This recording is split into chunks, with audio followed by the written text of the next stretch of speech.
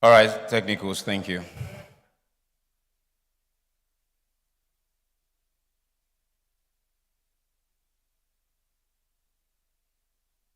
Very good afternoon and welcome to the Innovation, Technology and Young Energy Professional Forum at NIES 2022.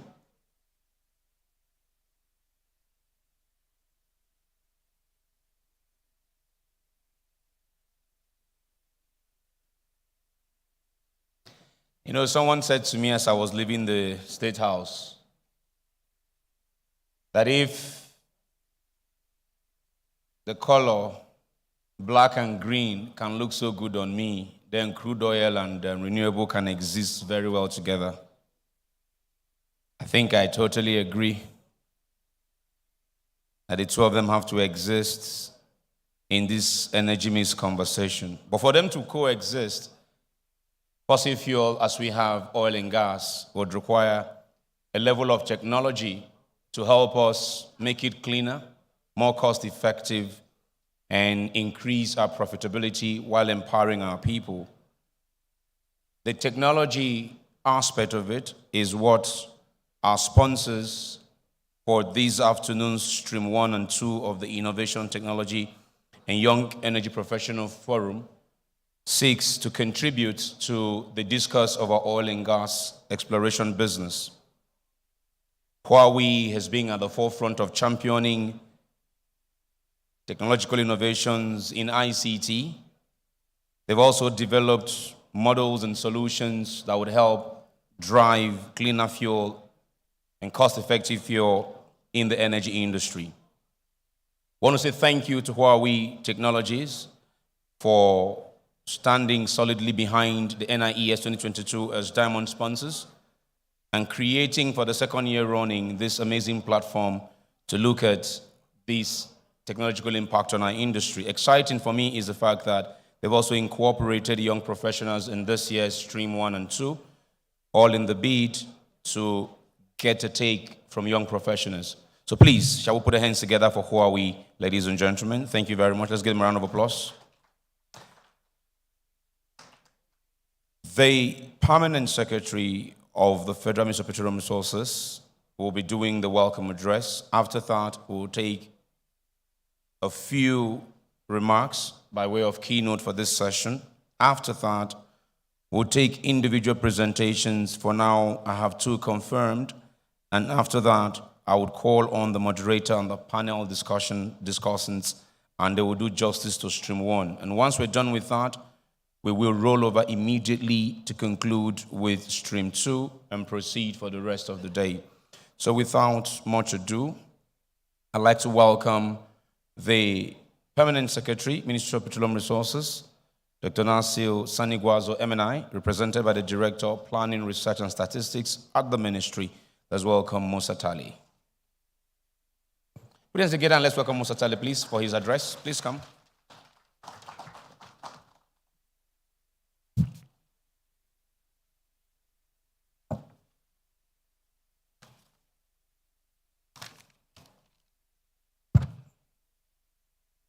The Chairman and Chief Executives of Ministry of Petroleum Parastatals, the Chief Executive of International Oil Companies here present, the Vice President of Huawei, panelists, all the delegates, members of the press, ladies and gentlemen, good afternoon.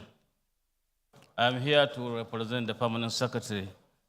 He was about coming, but because of other exigencies of duty, he was made to go to that important event.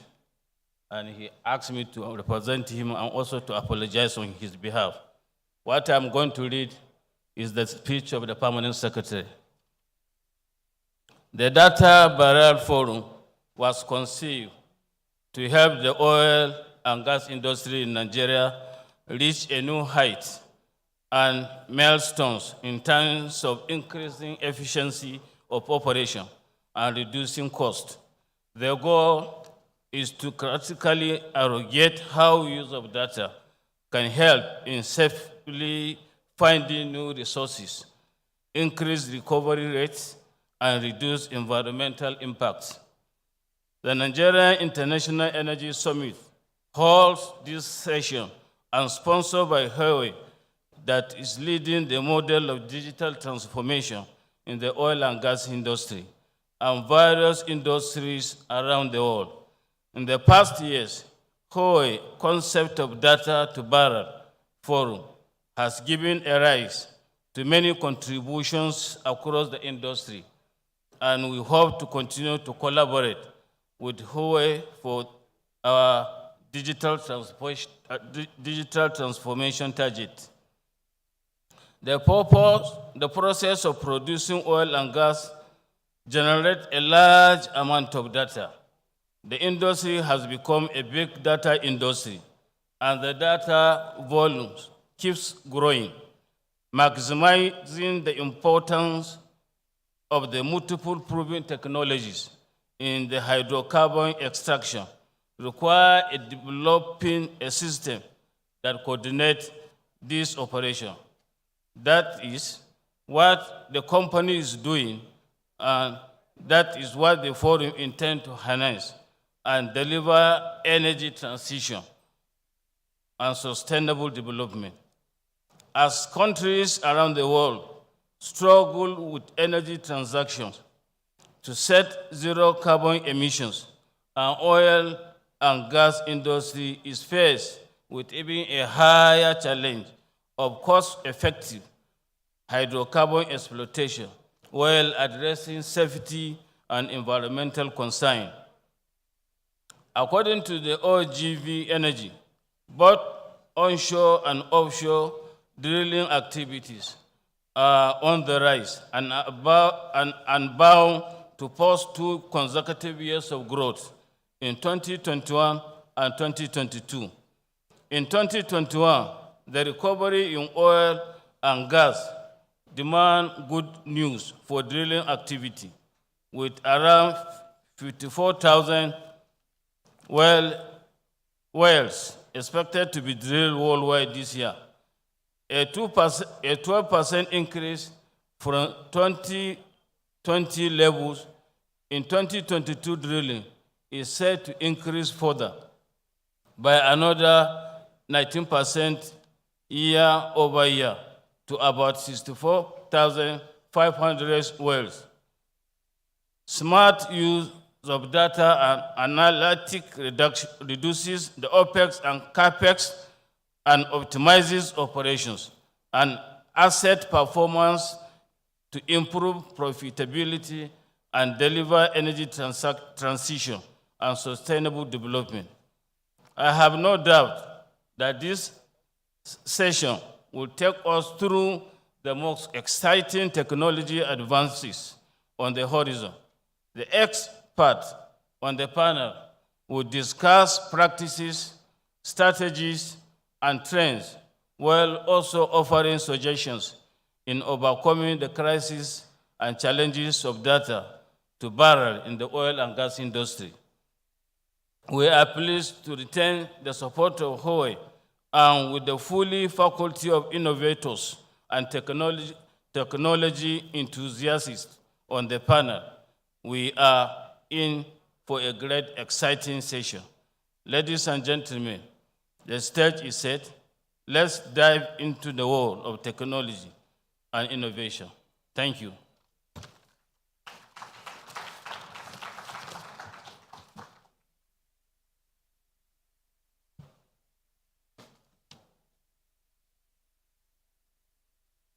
Thank you very much.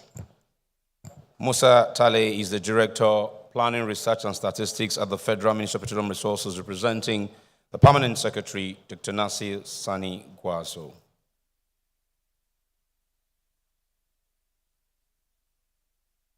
I have interpreters at this event. Doctor, don't worry. Dr. Desanya, don't worry. I will slow down. It just dawned on me suddenly that I have interpreters who are interpreting for our non-English speakers. Thank you. Onwards now, we continue with the early presentations for this session, and next up we'll hear from the Commission Chief Executive of the Nigerian Upstream Petroleum Regulatory Commission. Please let's welcome Engineer Gbenga Komolafe, FNSE.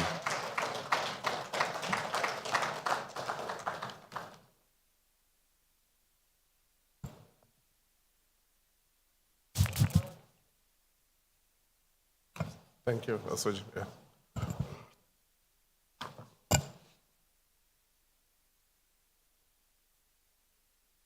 Okay.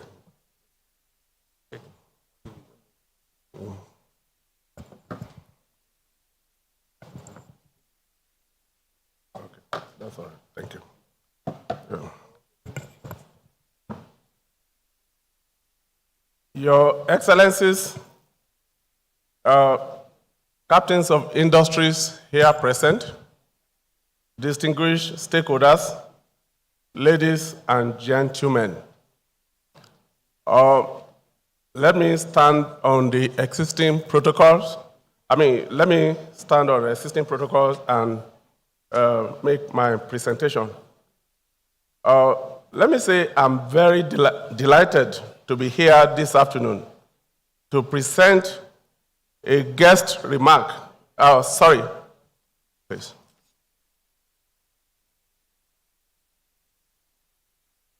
Sorry, I'm sorry, there's a slight mix-up. I have a different presentation here. Sorry, could you give me just a few minutes? Sorry. Yes.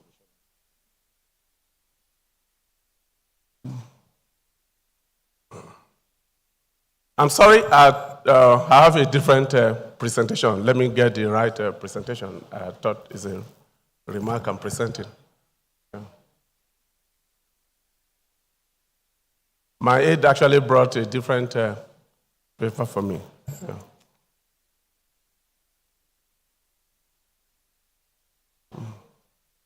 I'm sorry. Yeah.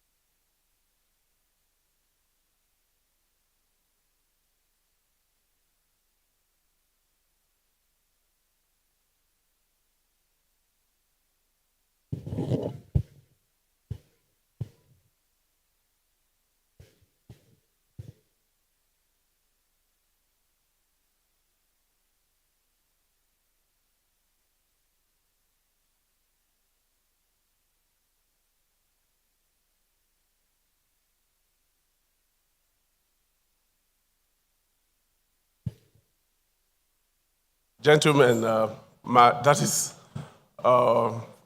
aide brought a different paper for me. Yeah. Sorry. So we start. Standing on the existing protocol, let's just wave off the protocol and I go into the presentation proper. Yeah, the presentation is about the application of big data to how we can add value, to the Barrell. I promise you, gentlemen, ladies and gentlemen, that the presentation this afternoon offers to be very, very exciting. So please just ignore the glitch. This was actually my error. I was relying fully on my aide to give me the right paper. Yes. Arguably, we are in the era of big data in almost all aspects of our human endeavor. In tandem, the oil and gas industry has significantly moved in the direction of acquisition of big data to explore, capture, develop, and produce hydrocarbon for reservoir performance and surveillance in real time.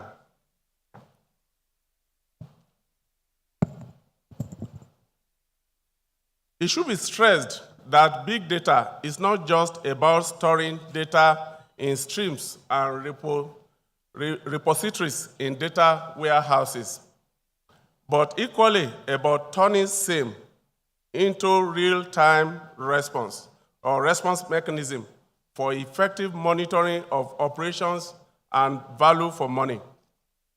The key focus of data to Barrell is in having valuable information that translates into increased oil and gas recovery.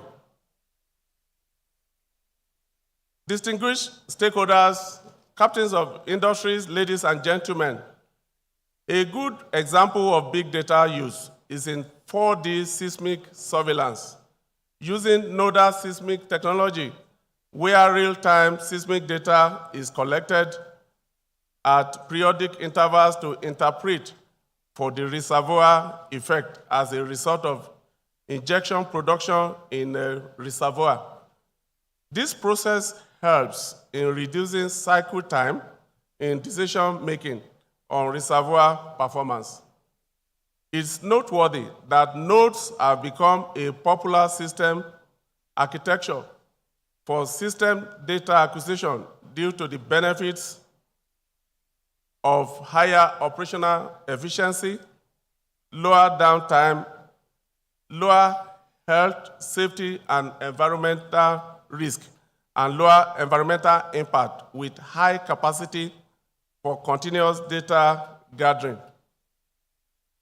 A data-driven approach remains a valuable process for estimating injector or producer connectivity between wells in a producing field. Data to Barrell is basically digital transformation that goes beyond digitization. It involves integrating big data, technology, and people to generate value of information. Using data to optimize asset management in order to boost performance and thereby empowering people to make faster business decisions. It's noteworthy that the upstream industry is facing challenges that require the need for mass data in high precision reservoir modeling and surveillance. Consequently, superb computing power, high performance storage capacity, powerful and integrated mapping applications are required to be able to turn big data into barrels and value for money.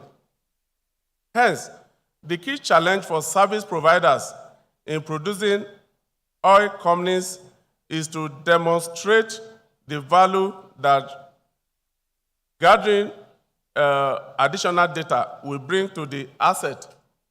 So it's not just about gathering more data, but equally about the value of information from the data gathered.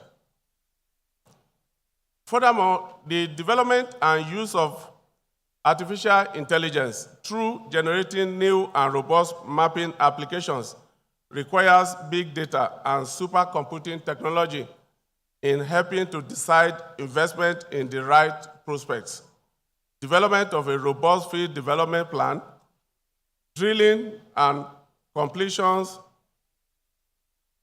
in safe and cost-efficient operations, all in order to optimize production and meet daily deliverables. Big data only makes sense when it leads to safer operations, cost efficiency, and increased profit margins. Ladies and gentlemen, according to U.S. Energy Information Administration, petroleum energy remains the largest source of energy, though its share of world marketed energy is in decline from 33% in 2015 and projected at 31% in 2040. With this huge opportunity, the key challenge is in using mass data to meet Nigeria's energy needs and increase proven reserves by ensuring that our oil and gas resources are not left behind in the subsurface without being beneficial in a timely manner for the nation. No era lasts forever, so Nigeria must make haste to harness fossil fuel energy while it lasts. Ladies and gentlemen, in the opening session we had, I think even we heard the different panelists emphasizing the fact that given the direction of the energy transition discussion, that there's the need for us to still be given opportunity as a nation to optimize our hydrocarbon resources. So in our own contention here is still that Nigeria must still be given that opportunity, but that there's need to make haste to harness the fossil fuel energy of the nation while the hydrocarbon resources is still very relevant. Ladies and gentlemen, the National Data Repository, the NDR, within the NUPRC, serves as the data warehouse for Nigeria's oil and gas industry. The value of information is for purpose of oil and gas investment decision. For example, the NDR facilitates data for bid rounds in line with the statutory mandates of the NUPRC under the PIA to prospective investors, thus enabling informed investment decisions and shortening upstream business cycles. Another application of mass data to Barrell in NUPRC can be found in the National Production Monitoring System, an electronic system that is deployed to monitor oil and gas production in Nigeria.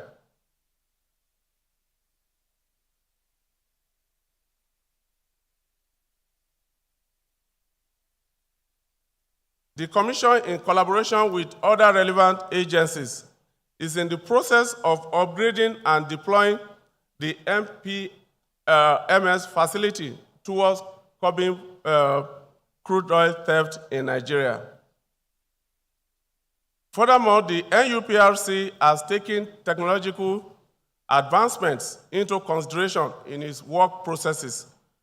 Currently, the Technological Adaptation Unit within the Engineering and Standards Department of NUPRC engages service providers on new technologies that can be implemented in the Nigerian petroleum industry. In addition, we have established more data-related initiatives in the NDR, such as National Improved Oil Recovery Center, focused on utilizing big data to drive reduction in cost per barrel. Also, the Integrated Data Mining and Analytics Center was set up to access and analyze data for informed business decisions. Ladies and gentlemen, I'm very optimistic that this session will prompt brainstorming on how new technologies and innovation in the area of big data can be deployed towards optimizing hydrocarbon recoveries and achieving maximum returns on oil and gas investments. Thank you very much for listening.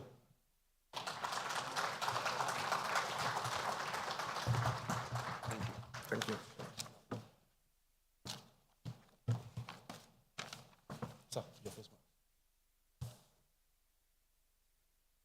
Thank you very much, Engineer Gbenga Komolafe, FNSE, Commission Chief Executive of the Nigerian Upstream Petroleum Regulatory Commission. Onwards now we go to the next speaker, Vice President, Energy Business Unit for Huawei's South Africa region. Let's welcome Liu Zhang. Liu?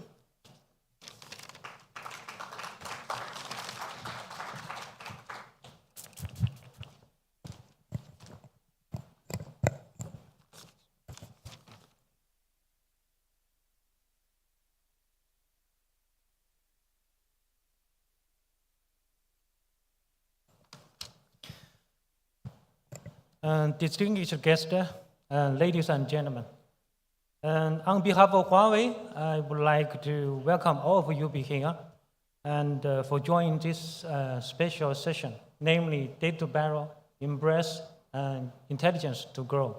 Actually, this is a value proposition from Huawei for the oil and gas sector. It's my great honor and pleasure to have you all here today.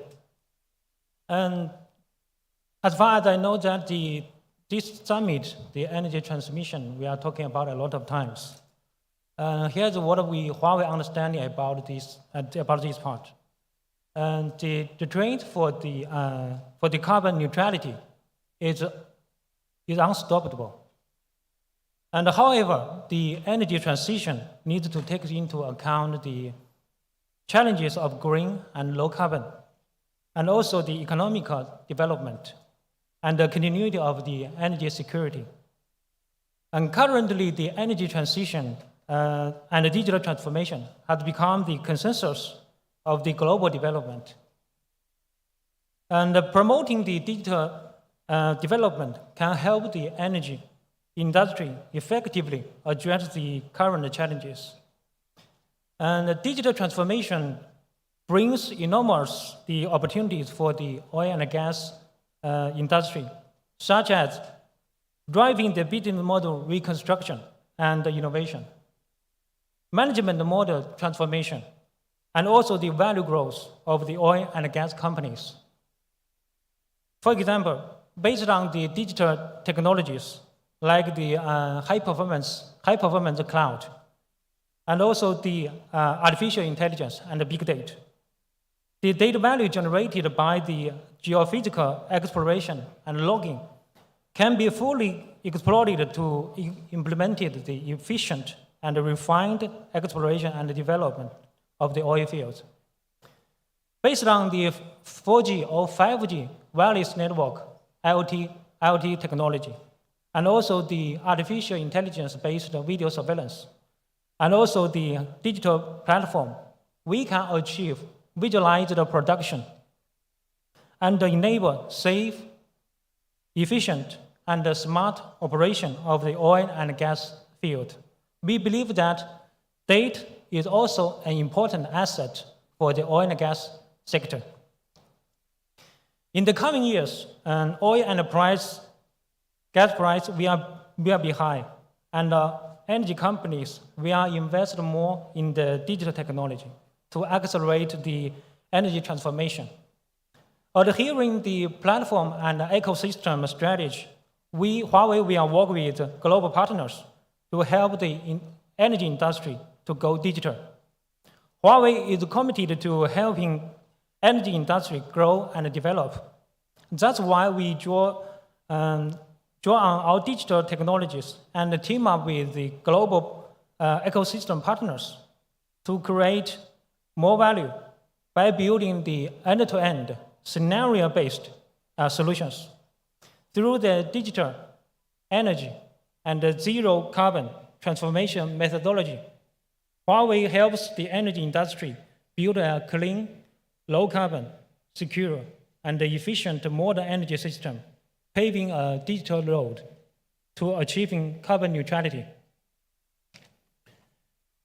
Finally, I would like to thank all the customers, partners, medias, and analysts who are present today.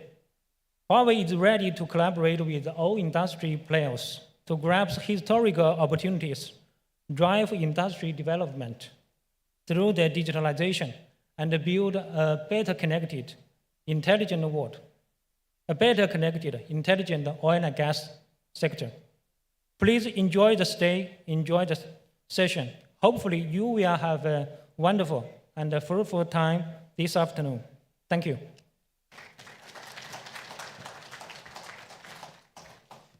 Thank you very much, Vice President of Huawei Energy, South Africa, Mr. Liu Zheng. Thank you so very much. Onwards now to a couple of presentations before the panel discussion.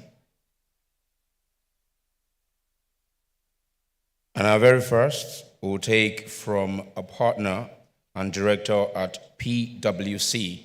Please let's welcome Mr. Olajide Adiola.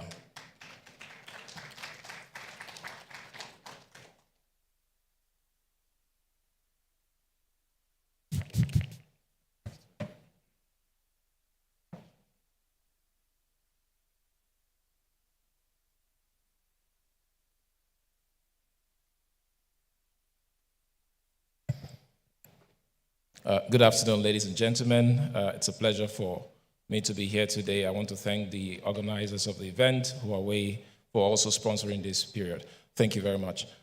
This afternoon, thank you. This afternoon, I've been given the task of talking about emerging trends in the global economies in terms of transitioning from fossil fuels to renewables. And then also the second part of it is to talk quickly about embracing intelligence to grow with respect to data to barrels. So what I would like to quickly do is to first talk about the emerging trends, and then I'll move on to talk about data to barrels.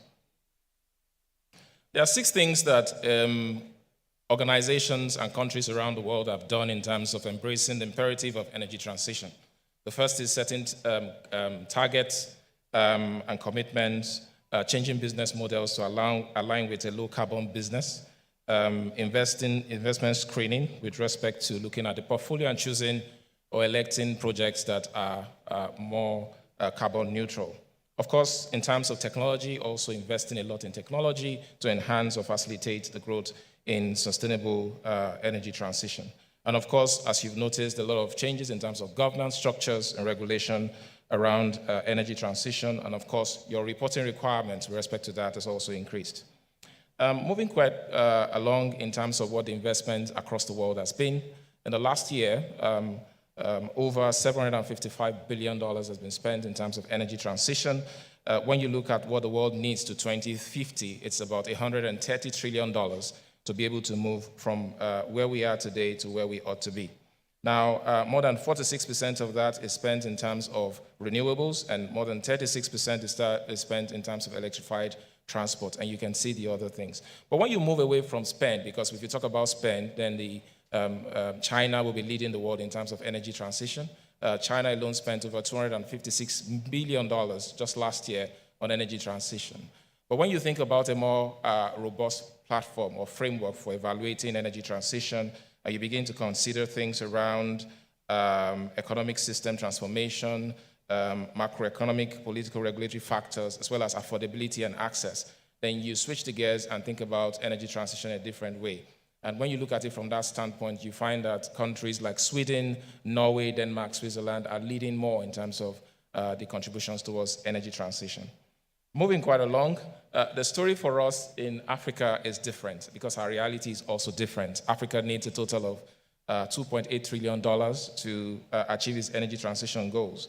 As you all know, biomass continues to be the most accessible source of energy for African communities.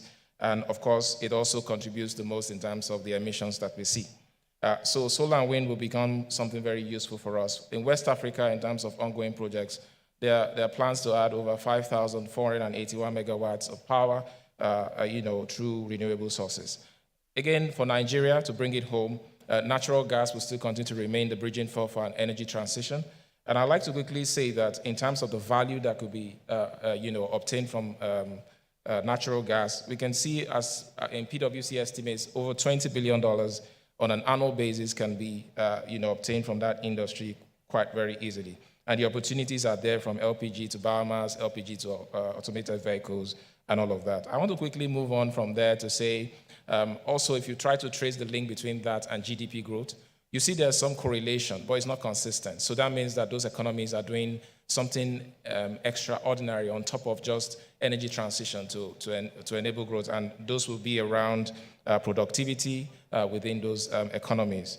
So what we must do is to build system performance imperatives. We need to change the narrative around security and access, a sustainable environment, economic development and growth, and of course, continue to accelerate the things we're already doing around policy in terms of the implementation of policy and then the building infrastructures around that. But broader stakeholder engagement is what I would also want to canvass.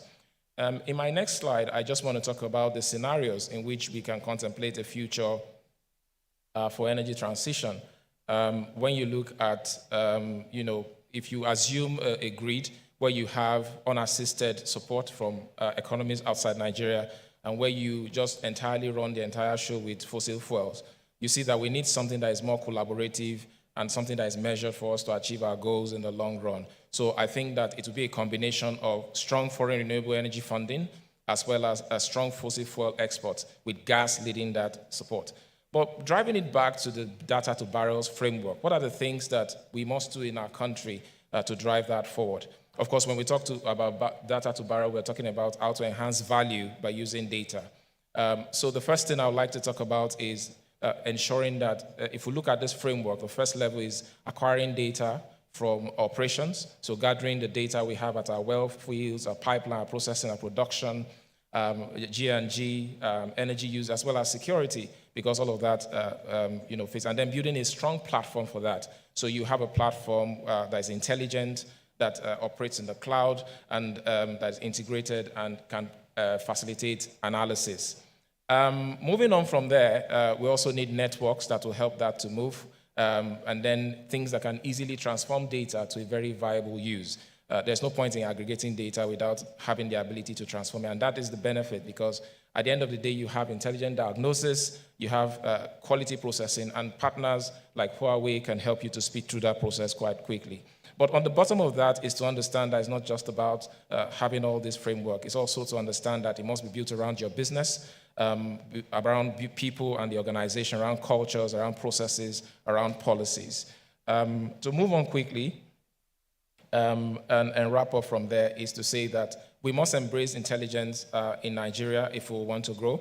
Technology is going to be the main disruptor. It creates exponential values, but it starts with all these points that are listed in the slide in front of you, just from basic sensors and finding quick wins within the value chain to drive growth.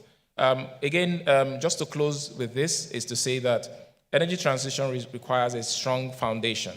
And for us to grow in Nigeria, we have to begin to think about it from the executive level in industry, having a vision, a digital foundation that will support energy transition and driving data to barrels. So 5G, an ecosystem for Nigeria that will be very, very vital in bringing all the data that we have in the entire value chain in Nigeria together for informed decisions around that. If you think about it, the barrel is about $100 today. You can lose a lot of value, up to 30%, if you don't embrace data and intelligence in driving the story of energy transition going forward. Thank you very much for listening.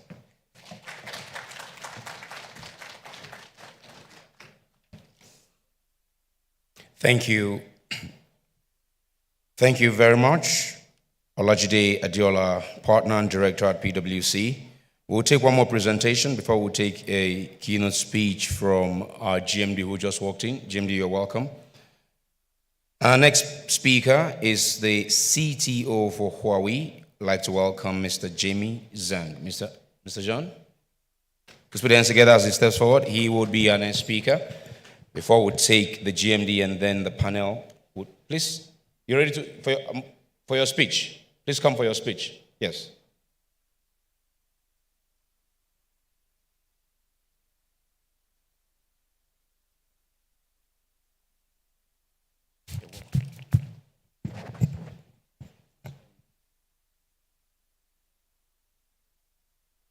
So, remote control presentation.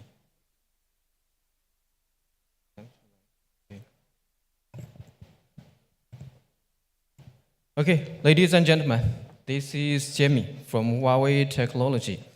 And as Mr. Adolo mentioned previously in his presentation, that digitalization is a key method to forward the digital energy transition. So my topic today is to talk about digital transformation and how it is going to reshape the oil and gas industry and accelerate the whole process of energy transition. We know that Nigeria is a country that its economy heavily relies on oil and gas industry. On the one hand, its economy heavily relies benefits a lot from oil and gas industry. On the other hand, over-dependency on the oil and gas industry also poses a serious threat into its economy security. So we think that energy transition and digital transformation can greatly improve the situation. Over the past 2 decades, Huawei has provided digital transformation service for more than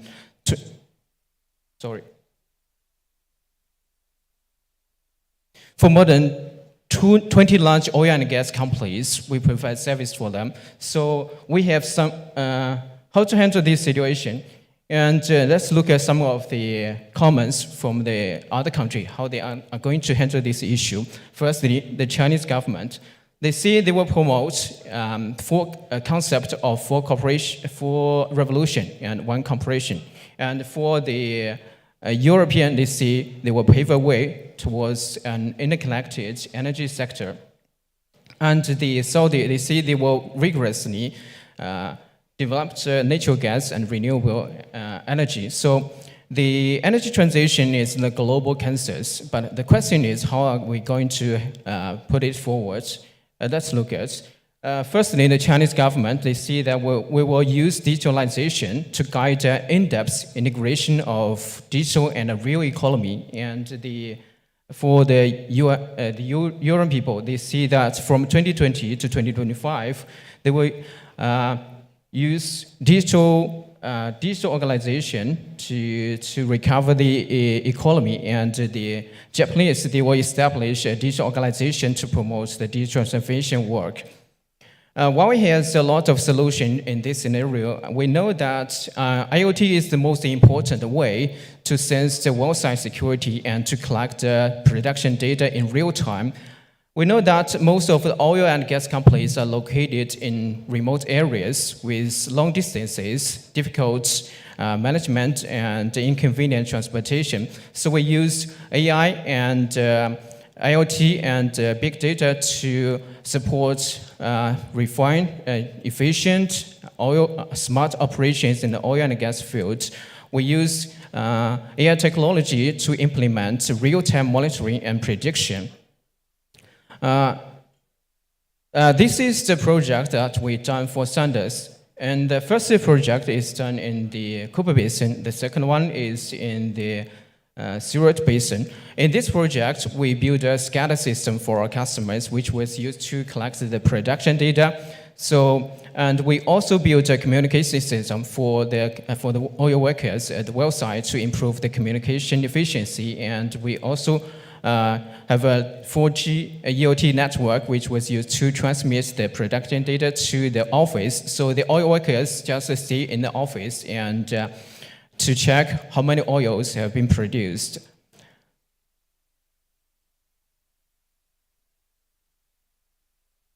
The second project is approximately the same, but the difference is that we built it on a platform, an offshore platform.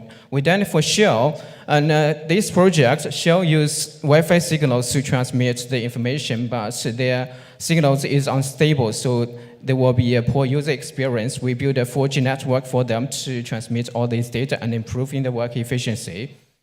Here it comes to the exploration and development data storage solutions. In this solution, we use AI technology, cloud, and digital platform to facilitate a refined and efficient development and exploration stage. We can help oil and gas companies to build a cloud base and establish unified data lakes and to share data. We also have our own AI training platform and our training development work framework to enable oil and gas companies to make faster and better decisions. This is the project that we've done for CNPC Dutch oil fields. This is the business. It involves seismic interpretation, processing, and geomodeling and reservoir simulation. These businesses involves massive amounts of data. In this solution, we provide data center infrastructure and CPU and GPU clusters, which enables them to increase their computing power by 8 times. And we also deliver AI and big data analysis to the current workflow to help them make faster and better decisions.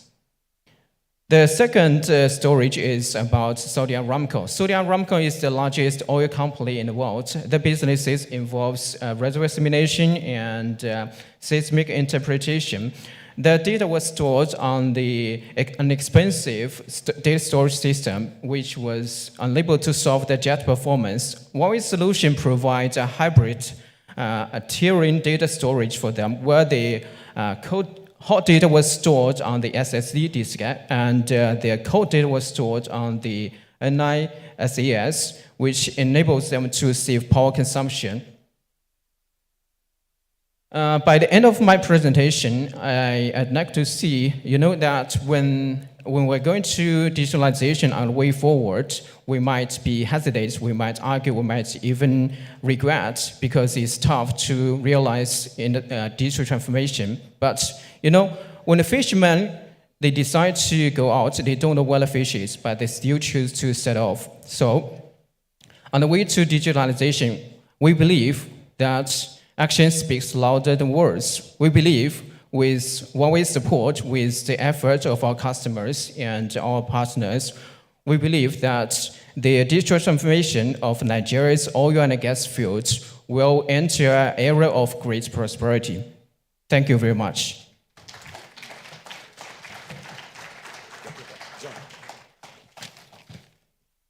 Thank you very much. The CTO for Huawei, Mr. Jimmy Jean, thank you so much. Okay, so I've just been told we would take one other presentation before we take the GMDs, and that is from the MPDC.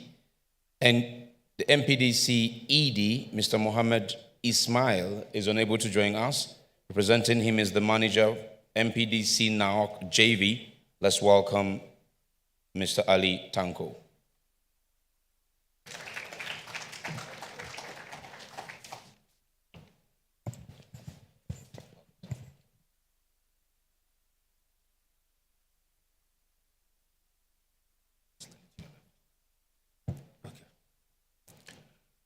Good afternoon, ladies and gentlemen. Good afternoon, my GMD. I'll try to start on existing protocol. I will want to talk to you MPDC experience on digital oil field.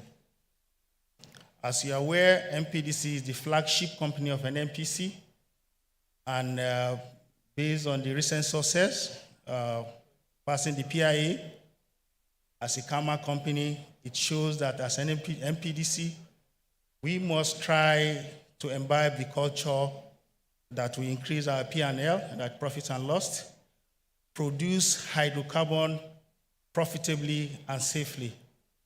So digital oil feed is an in-thing that we have grabbed and accommodated as a company. So what is our strategy? Why do we need digital oil feed as a company? We want to minimize our footprint across the Delta. MPDC as a company, we have been acquiring assets and our footprint has been expanding across the Delta. We cannot be present everywhere, so we need to deploy digital oil feed to be able to produce the asset maximally and profitably. And the GMD has championed the production and by reducing an OPEX to a sub $10 profile, and that's what we are trying to adopt. Digital oil feed is an instrument that we feel can help us navigate and achieve that sub $10 production OPEX. And we wanted to use the digital oil feed for our asset integrity. You know, investment in the oil industry is very challenging period due to activism of MD. GMD has always said that the new activism in the world in terms of energy transition, it shows that investment will be very hard to get. So the assets you have to maintain them. So digital oil feed is one of the instruments we're trying to use to maintain our assets, be able to predict correctly when do we do our predictive maintenance, our corrective maintenance. So digital oil feed has come to stay, and NPDC is trying to utilize that, and we're already deploying digital oil feed for our asset. What is our plan, and what have we done so far? We have one of our premier assets, which is currently producing, which was commissioned by the president under the direction of the GMD and our MD. That is the OMA 111 IGHF. It's one of our top-notch facility that is currently utilizing the digital oil feed. And the plan is to roll out across other assets. We have a whole range of assets, which the governance are different. Some are in partnership, some we're operating them directly. So even our partner have started imbibing digital oil feed. Among them, just to mention a few, Seplat is a leader in that. So NIOC, the asset which I superintend as the manager, we have it in the beyond visual line of sight for our surveillance and security.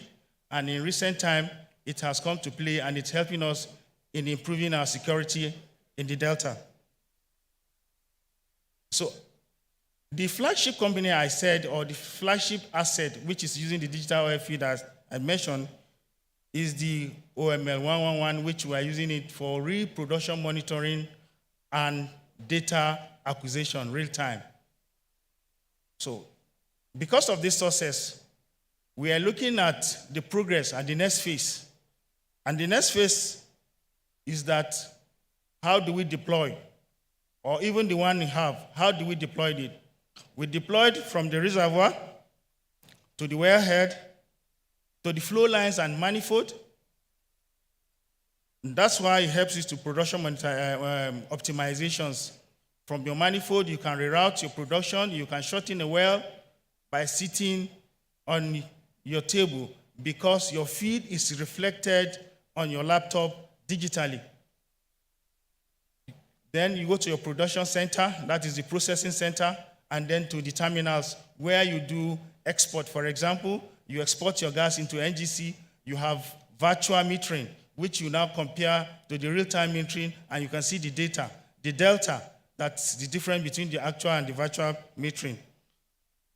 So what are the gains? I think I could round up by saying digital oil feed has come to stay and have a tremendous gain, cost saving, safety, quick decision turnaround, asset integrity, maintenance program, and a whole suite of, to mention just for a few. So digital oil feed has come to stay, and NPDC now transiting into a Kama company or a Kama company has going to roll out across its asset based on asset evaluation, digital oil feed.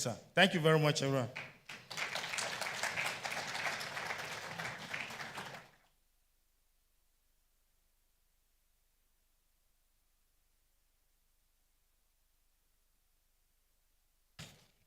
All right, so we will take this time a short remark from the GMD and concerning data to Barrell, just about 2-3 minutes, and proceed immediately after that to the panel. The panel is going to be brief, and then the GMD will come back and do his keynote for Stream 2 on humanizing the energy transition. So for now, let's welcome our GMD of NNPC Limited, Mr. Melekolo Kerry FNAPE.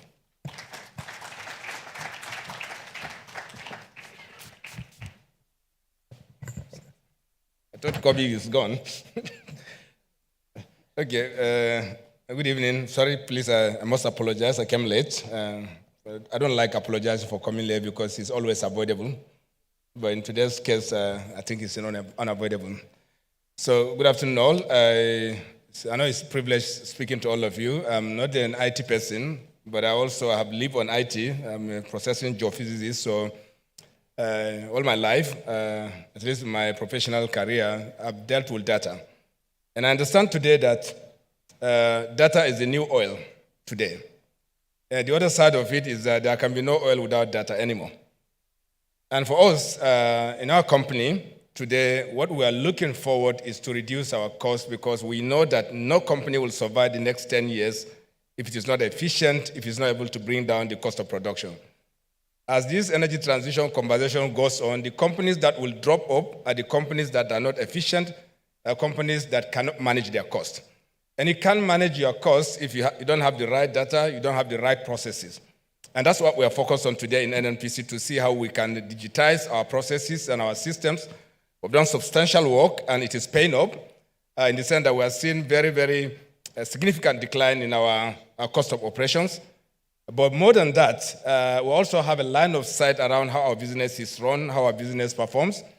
And ultimately, and what's very common, I'm sure many of our colleagues here, our partners, will know that we have deep challenge around our assets in terms of securing them. There's a significant challenge that we're trying to address, and you can't even do that without the right data. And that's part of the engagements that we are doing to put technology on display, from data sourced from locations up to data from UAVs and every other thing, maybe not for this forum to discuss, but we know that we'll have a line of sight around all our assets, what happens to them, what is going on, so that ultimately we're able to use data and information to secure that our production and our production system. And I think that's why it's apt to say data to barrel, because without those data, without those information, it is impossible to see the barrels at the terminals, and of course, that also means that you cannot make money from it, and also these businesses cannot be sustained. And therefore, I think there's no better time than this moment to speak about data and to see the best of class technology in play. As we know, there's so many technologies in play. Everybody is migrating his data to the cloud, and I hope the cloud doesn't go away. But that's what everybody is doing. And hopefully, at the end of the day, our business will be much efficient, much more beneficial to its shareholders. And in our case, for our country, as we transit, it will help us in developing our gas resources, our gas system, and our processes, just like my colleague from NPDC has just said. We're making sure that we have line of sight on everything we are doing, that we're able to operate these assets, from offsite location. But this is very possible now, and many companies are doing this, and we will not be an exception. And ultimately, the data sciences will be converted to barrel sciences. Thank you very much.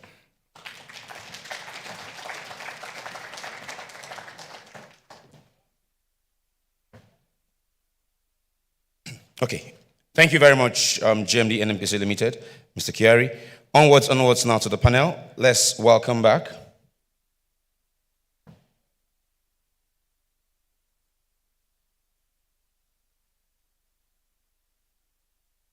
our moderator for the panel, Blossom Ozurumba, who is the SA to the Chief Innovation Officer of the NNPC. Blossom, you're welcome. As well as welcome back Mr. Olajide Adiola of PwC. Olajide? Jide, you're on the panel. This is just to do like a bit of a brief Q&A. Thank you very much. On the panel as well is Ali Tanko, representing the ED of MPDC. Ali, you're welcome.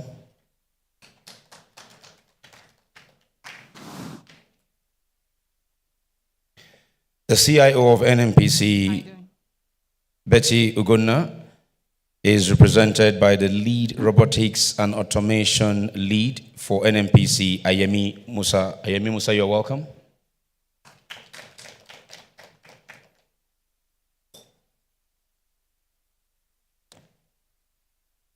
Shlombeje is represented by Prince Abangu on the panel. Prince Abangu, you're welcome.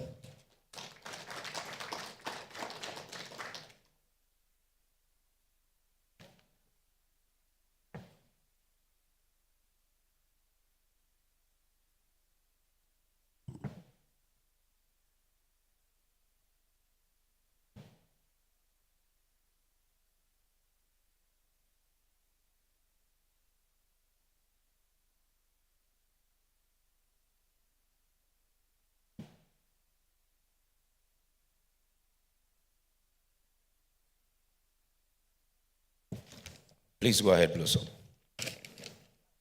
All right, thank you very much, Richmond. Good afternoon, ladies and gentlemen. We have just a very short time allocated for this particular session. So I'm going to borrow a leaf from the GMD of NMPC, where he carefully avoided every protocol. So we are going to avoid that today, and I would speak to my panelists to please, no protocol, no greetings, just go straight to the question or the answers as the case may be. So here we go. We've had from NUPRC, we've had from IDSL, from MPDC, and of course we've had from PwC. So I'm going to just hear a few new voices that we haven't heard from, and then it will have some more time. We'll scale back to every other person. So I'm going to start with Schlumberger, Prince Abangu. All right. So yeah, just confirm your microphone is okay. I believe it is. So we're going to start from, of course, the big question or the big conversation in the room is energy transition. And it also happened that in Nigeria, we're having that conversation alongside the celebratory mood of the PIA. So we would want to know what are some of the digital technologies that you consider imperative for enabling the PIA, especially in our immediate environment? Thank you, Blossom. I would go very quickly and straight to the point. You know, talking about digital technologies and how that filters into PIA imperatives, which, I mean, it's right upon us. We need to find the way to practically make PIA realizable across across the value chain, and of course, you know, getting all the stakeholders involved. I would say, from a Schlumberger standpoint, and again, I'm going to be very, very practical, trying to avoid all the buzzwords because I think we've heard much of that already. When we look at data, what do we do with data? What do we do with digital? When we bring digital into data, we are trying to leverage, you know, electronics, either in equipment or in processes, to drive efficiency, to ensure that we are able to, you know, get our costs lower, and the GMD did talk about that very well.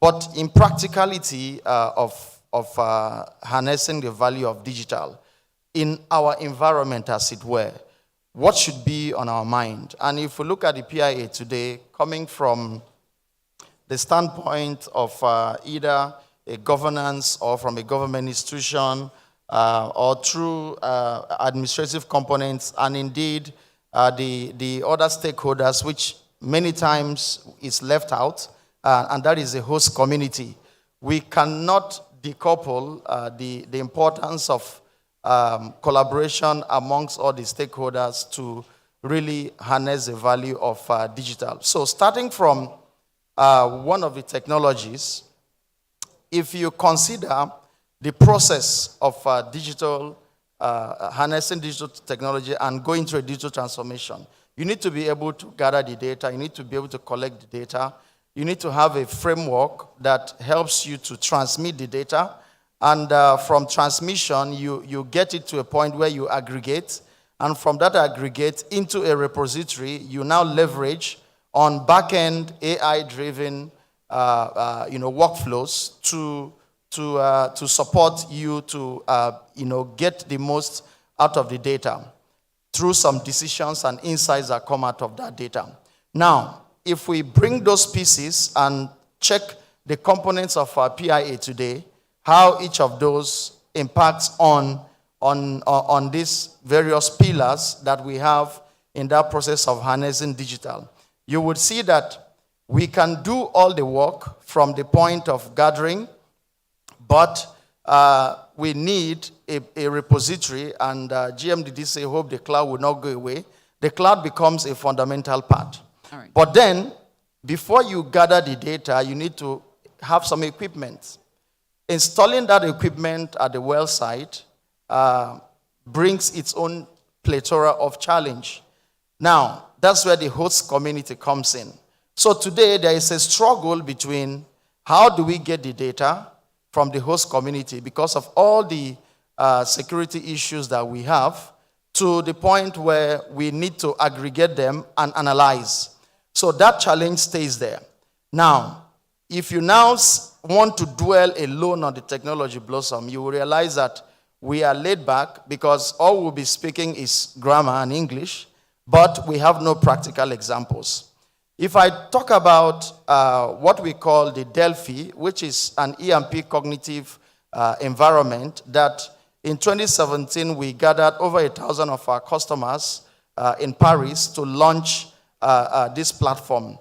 We were able to show a demonstration that you can leverage on domain expertise, which has to come into the picture because we are dealing with data. We are an EMP industry. We are not banking sector. We are not even the medical sciences. And it's important to bring the domain knowledge into play. So with our domain knowledge and the expertise that exists, we were able to build this into, strengthened by the OSDU platform.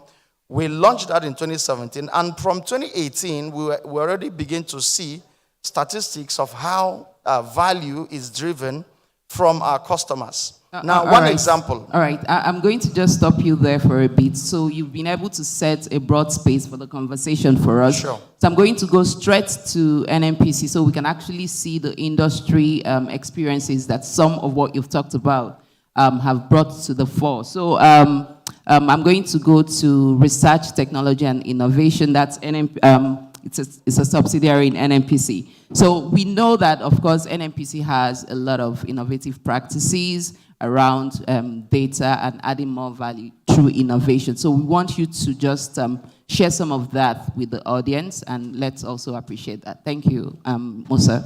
Okay, thank you, Blossom, for that wonderful question. Our gentleman here from Abuja, I like that point. So in terms of innovation practices that NNPC brings to the table, I would like to say that our journey began from the top echelon of the corporation when the management, the GMD, made a strategic move to establish a research, technology, and innovation center for the corporation, which is a shift from traditional R&D into infusing innovation into our current practices. Like he said in his remark earlier on, the GMD said, those who will be falling away from this transition are those who cannot cope with the digital transformation. And this digital transformation is key in terms of reducing cost, which is one of the banes in the industry, oil and gas industry. You know very well that to go into the business of oil and gas in the upstream, the investment is very heavy. And so if you cannot balance your cost with your production, you'll be out of job. So secondly, NNPC in its practices has brought about, has built a hub around the corporation, which is called NNPC Innovation Interface Hub, Community Hub. I already mentioned that there is a division that is saddled with the responsibility of bringing about productive innovation into the corporation, but then we realize that a set of people will not be enough to bring about innovation to the corporation. The only way we can bring innovation, productive innovation in the corporation, is by spreading this culture across the corporation and let every single individual of the corporation have be an innovator in the first place. Now we have a community of innovators from across the entire corporation, and we are divided into clusters, and there are so much ideas that are being sifted from this culture, from these very, very different segments of the organization that will help NNPC to transition into the next generation of the energy sector. Thank you. All right, thank you very much. Still with NNPC, I'm going to go straight to MPDC. Mr. Tanko, you spent time to share some of the successes with us. At this point, we would want to know, not the exact fear that the GMD has shared, but there should be some challenges around, going digital first, digitalization and all that. What are some of the challenges that you have considered as MPDC? And if you also want to share some of the solutions, you envisage would sort of take care of these challenges, we'll be happy to know that. Thank you. Thank you very much, the moderator. But before I go straight into the challenges, I want to share an experience with you. I used to be in Seplat. When Seplat started the virtual asset monitoring system, the pushback they had from us was the issue of staff rationalization. We felt that digital oil feed will lead to staff redundancy and unemployment across the data. So we had an initial pushback, but after having an opportunity to go through what they do and being part of the digital oil system, we found out that it actually is a process improvement. For NPDC, for their challenges, for example, I started making a case with one of our flagship assets, which we roll out the digital oil feed. We found out that even the rolling out of the facility itself, the issue of interface between the software or the selecting the best system to maximize correct output for your digitalization system, where we have the issue of latency of data because of the difference between the facilities or the equipment deployment. And I was discussing with Huawei staff area. We're trying to run away from a system that will tie us to increase in OPEX. So I was trying to understand the scalability of, because as I said, NPDC has an asset all over the place. So does this encourage, I'll start as a pilot. Can I scale it up? And the comfort news I got was that, yes, it's scalable. And I now said, okay, fine. Your digital OFE, does it allow me, I don't just want to have a system that I can see my feed in real time. I want to see where if a particular well is giving me a problem, I can optimize or I can switch. Those are some of the challenges and some of the perfections we are trying to do, that you take real-time decision. When you are in your office, you see a well that is having a high water cut, and another well, or in your manifold, you see that there's a back pressure, and it's shutting in one of your wells. What can you do quickly using your laptop or your system to take decisions in real time, thereby maximizing production? Yes, those are some of the challenges, but it's a tool that as we walk through, we'll continue to perfect and we'll continue to improve on those challenges. Thank you. All right, thank you very much. So I'll now go lastly to PwC.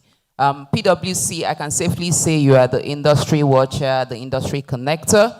We would want to know, at what stage do you think that the industry is currently with regards to digitalization? If you can rate it, that would be nice, and let us know why you are rating it in such a manner. Thank you, Olajide. Thank you very much for your question.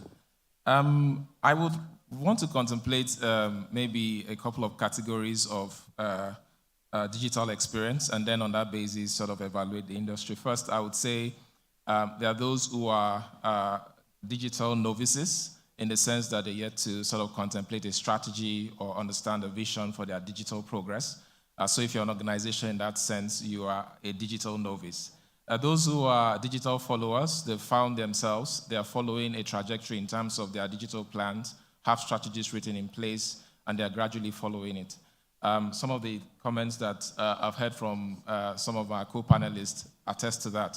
And then you have those who are digital innovators. They've come to a point where they've learned, they've followed, they've now developed certain products and tools for themselves. They're innovative and they're sharing the knowledge in the industry. And lastly, you have those who are like digital champions, and some of them you have right here in this room. So what I would like to say is that I think for the Nigerian environment, you have a lot of those of us who are players, especially in the upstream industry, still at that digital novice level. But they are outliers. So you see experience that are shared in this room also testifies to that there is fact that people are also at the face of innovation and all that. But I don't think all of that matters. What matters is how quickly are you ready to quickly collaborate, partner with people who are ahead of the curve, and begin to move quickly to become where you're meant to be from a digital point of view. Thank you. All right, so we're expecting an 80%, 20%. You just refuse to give to give us that. All right, so about to take his seat is a representative of the IDSL, that's the Integrated Data and Data Services Limited. Joshua Asudu. All right, so I heard you have a presentation for us, but for the lack of time, I don't know if you would want to just summarize that for us while sitting down. So we'll give you 3 minutes to do that, sir. Thank you very much. Hello, okay. I'm my GMD. I have most of my bosses here, so sorry there's a kind of interruption. So, but we have a slide. Can the slides be put on, please? That we want to show. Would that fall within our 3 minutes? Okay. If so, yes. If quickly, not, no, please. We want to discuss, I want to discuss on the upstream data integration and management, leveraging digital technology. And the focus here actually is to encourage operators to leverage on digital technology that is available and which is also in country, which we are also providing that services with the consortium of IDSL, Huawei, Cybercrescent, and Emerson. We have formed this consortium following the GMD's commitment to reduce the costs of production of oil to less than $10 per barrel. That was a commitment that IDSL committed itself with. The moment we had that, we took that commitment in 2020, and we formed a consortium that will pursue this objective.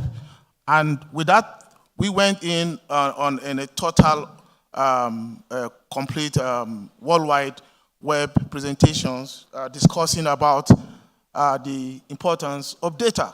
And we mentioned to the world that data is now the new crude oil.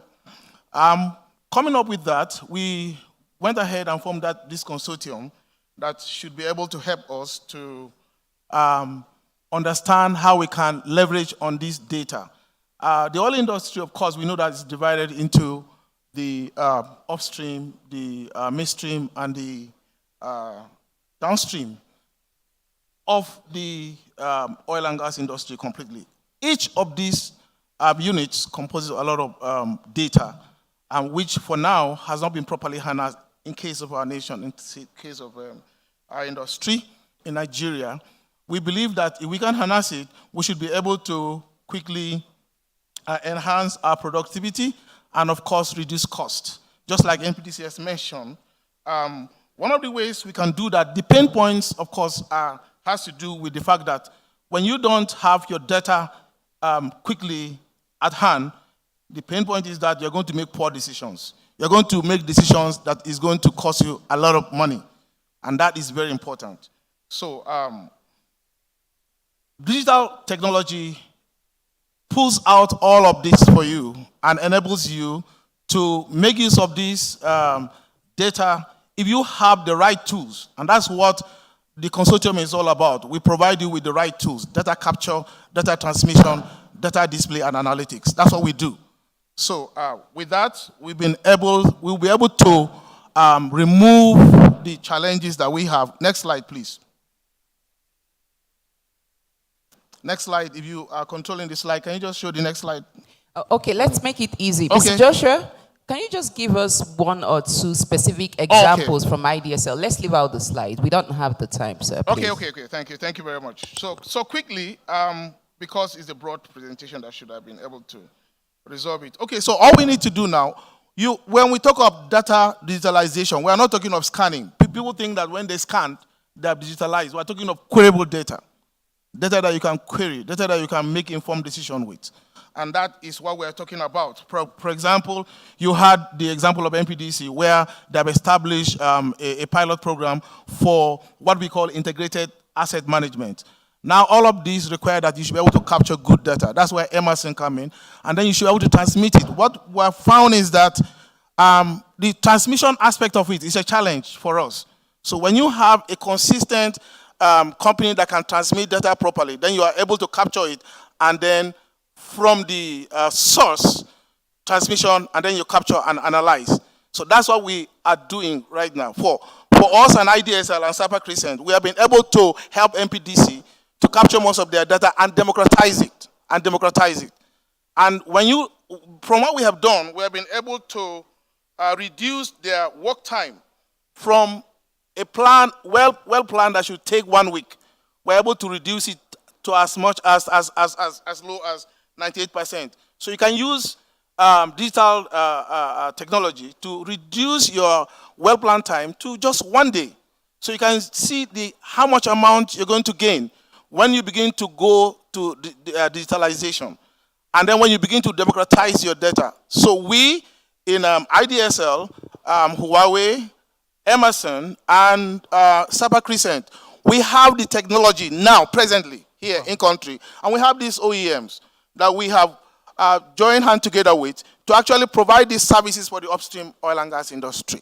All right. Thank you very much, Mr. Joshua. Thank you very much. And with that subtext story, I would want to give the audience an opportunity to also be part of the conversation.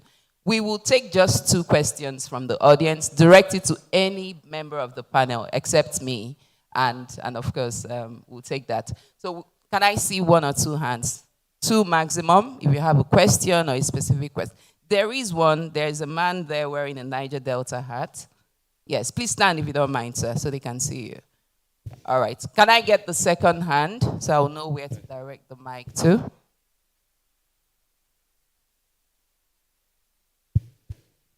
All right, so there is a second hand at the back as well. So can we take the microphone? If there is no roving mic, Richmond, ask them to just take the podium and ask. Okay. So no question, no summary, no anything. Just ask your question and we'll be delighted to take it. Thank you, sir. Yeah, so my question is simple. When we are talking about data and digitalization, how much have we done in terms of investment in the area of server, storage, and retrieval of that data? All right, who is the question for, sir? It's for you. It's for the person from IDSL. Thank you very much. So Thank IDSL, you. Mr. Joshua, can you answer in 1 minute, please?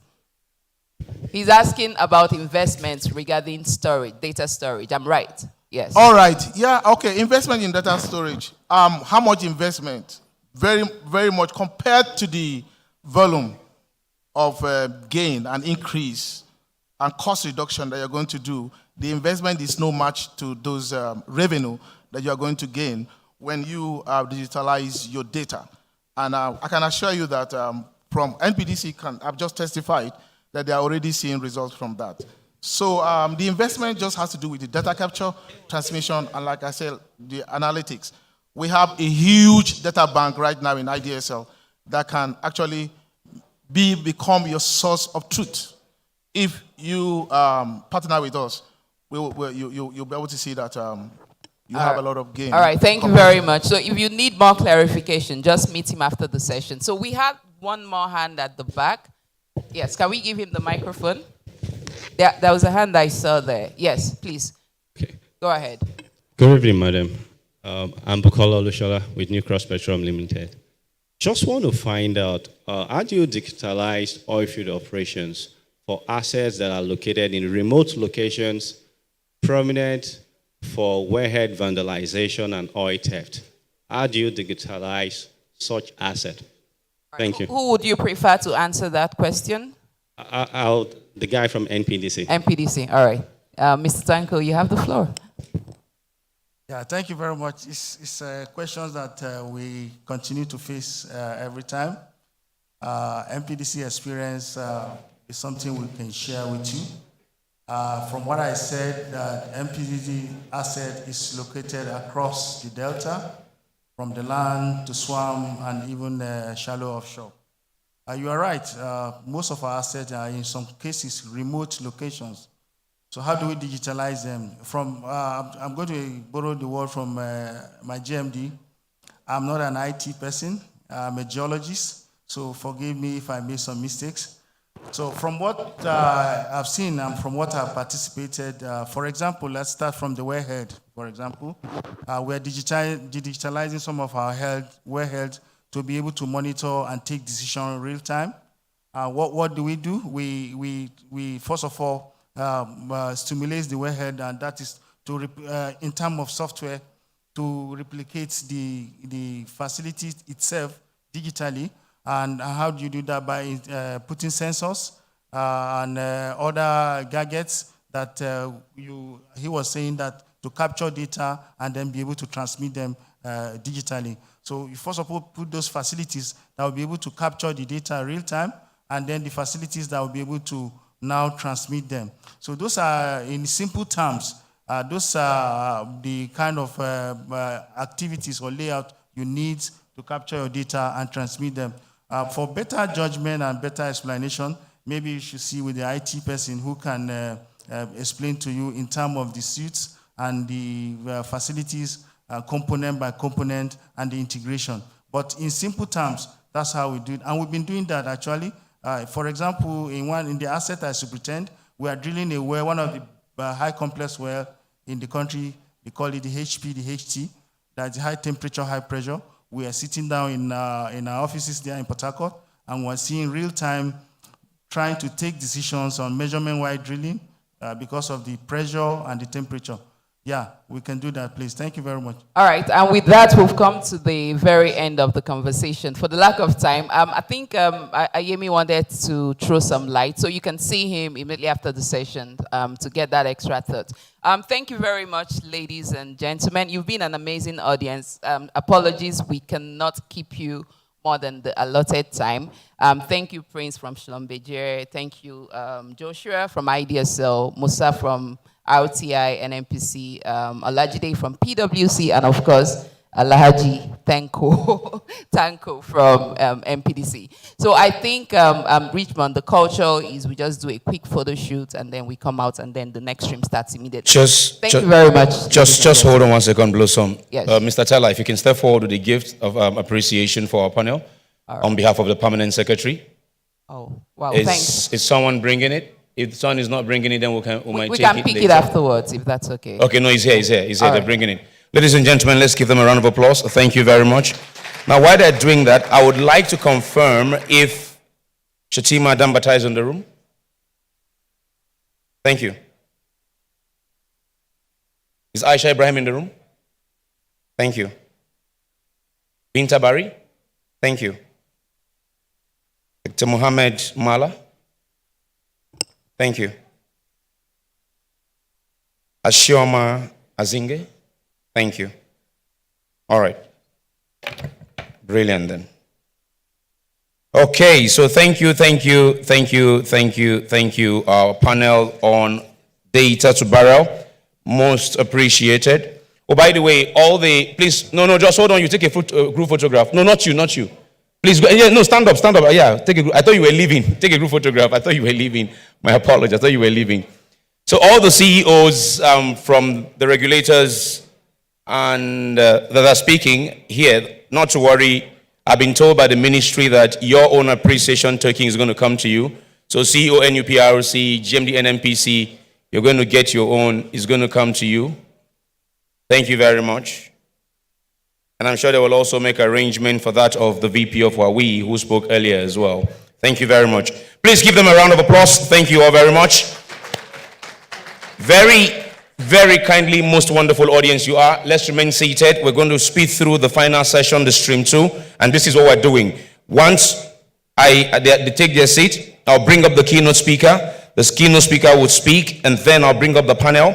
And the moderator, they will do their thing, and then the managing director of SNEPCO will step up as we did at the presidential villa when Mr. Engineer Wabote did the wrap-up.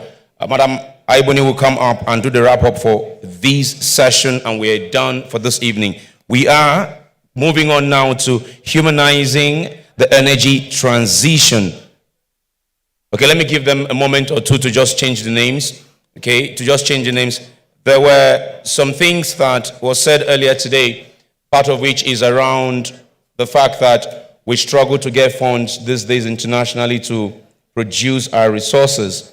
It might interest some of us, I'm sure everybody in this room would know, almost everybody here would know, that a few weeks following the COP26 in the UK, final investment decision was taken for one of the oil fields out there in the UK, I think in the what do they call it? Is it a Gulf of Mexico, North Sea, one of those two. One of the facilities called Abigail. They said it's a small facility. They just took FID, to produce it. They're not doing the big ones. The bottom line being, they're still producing.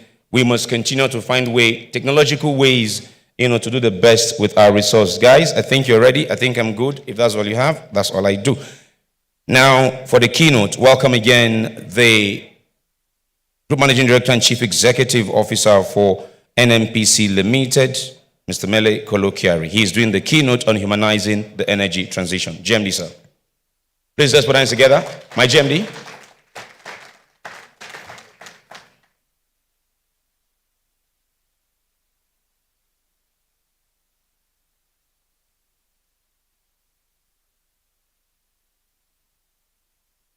Thank you very much. So no protocols.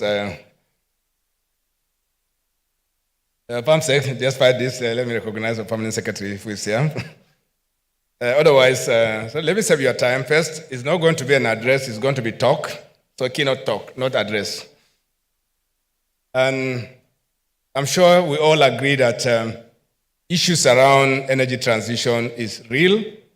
I'm sure those of us who are at the earlier sessions in the morning at the banquet hall of the presidential villa, that you have had the views around oil-producing countries, from our own countries, and also from the global scene.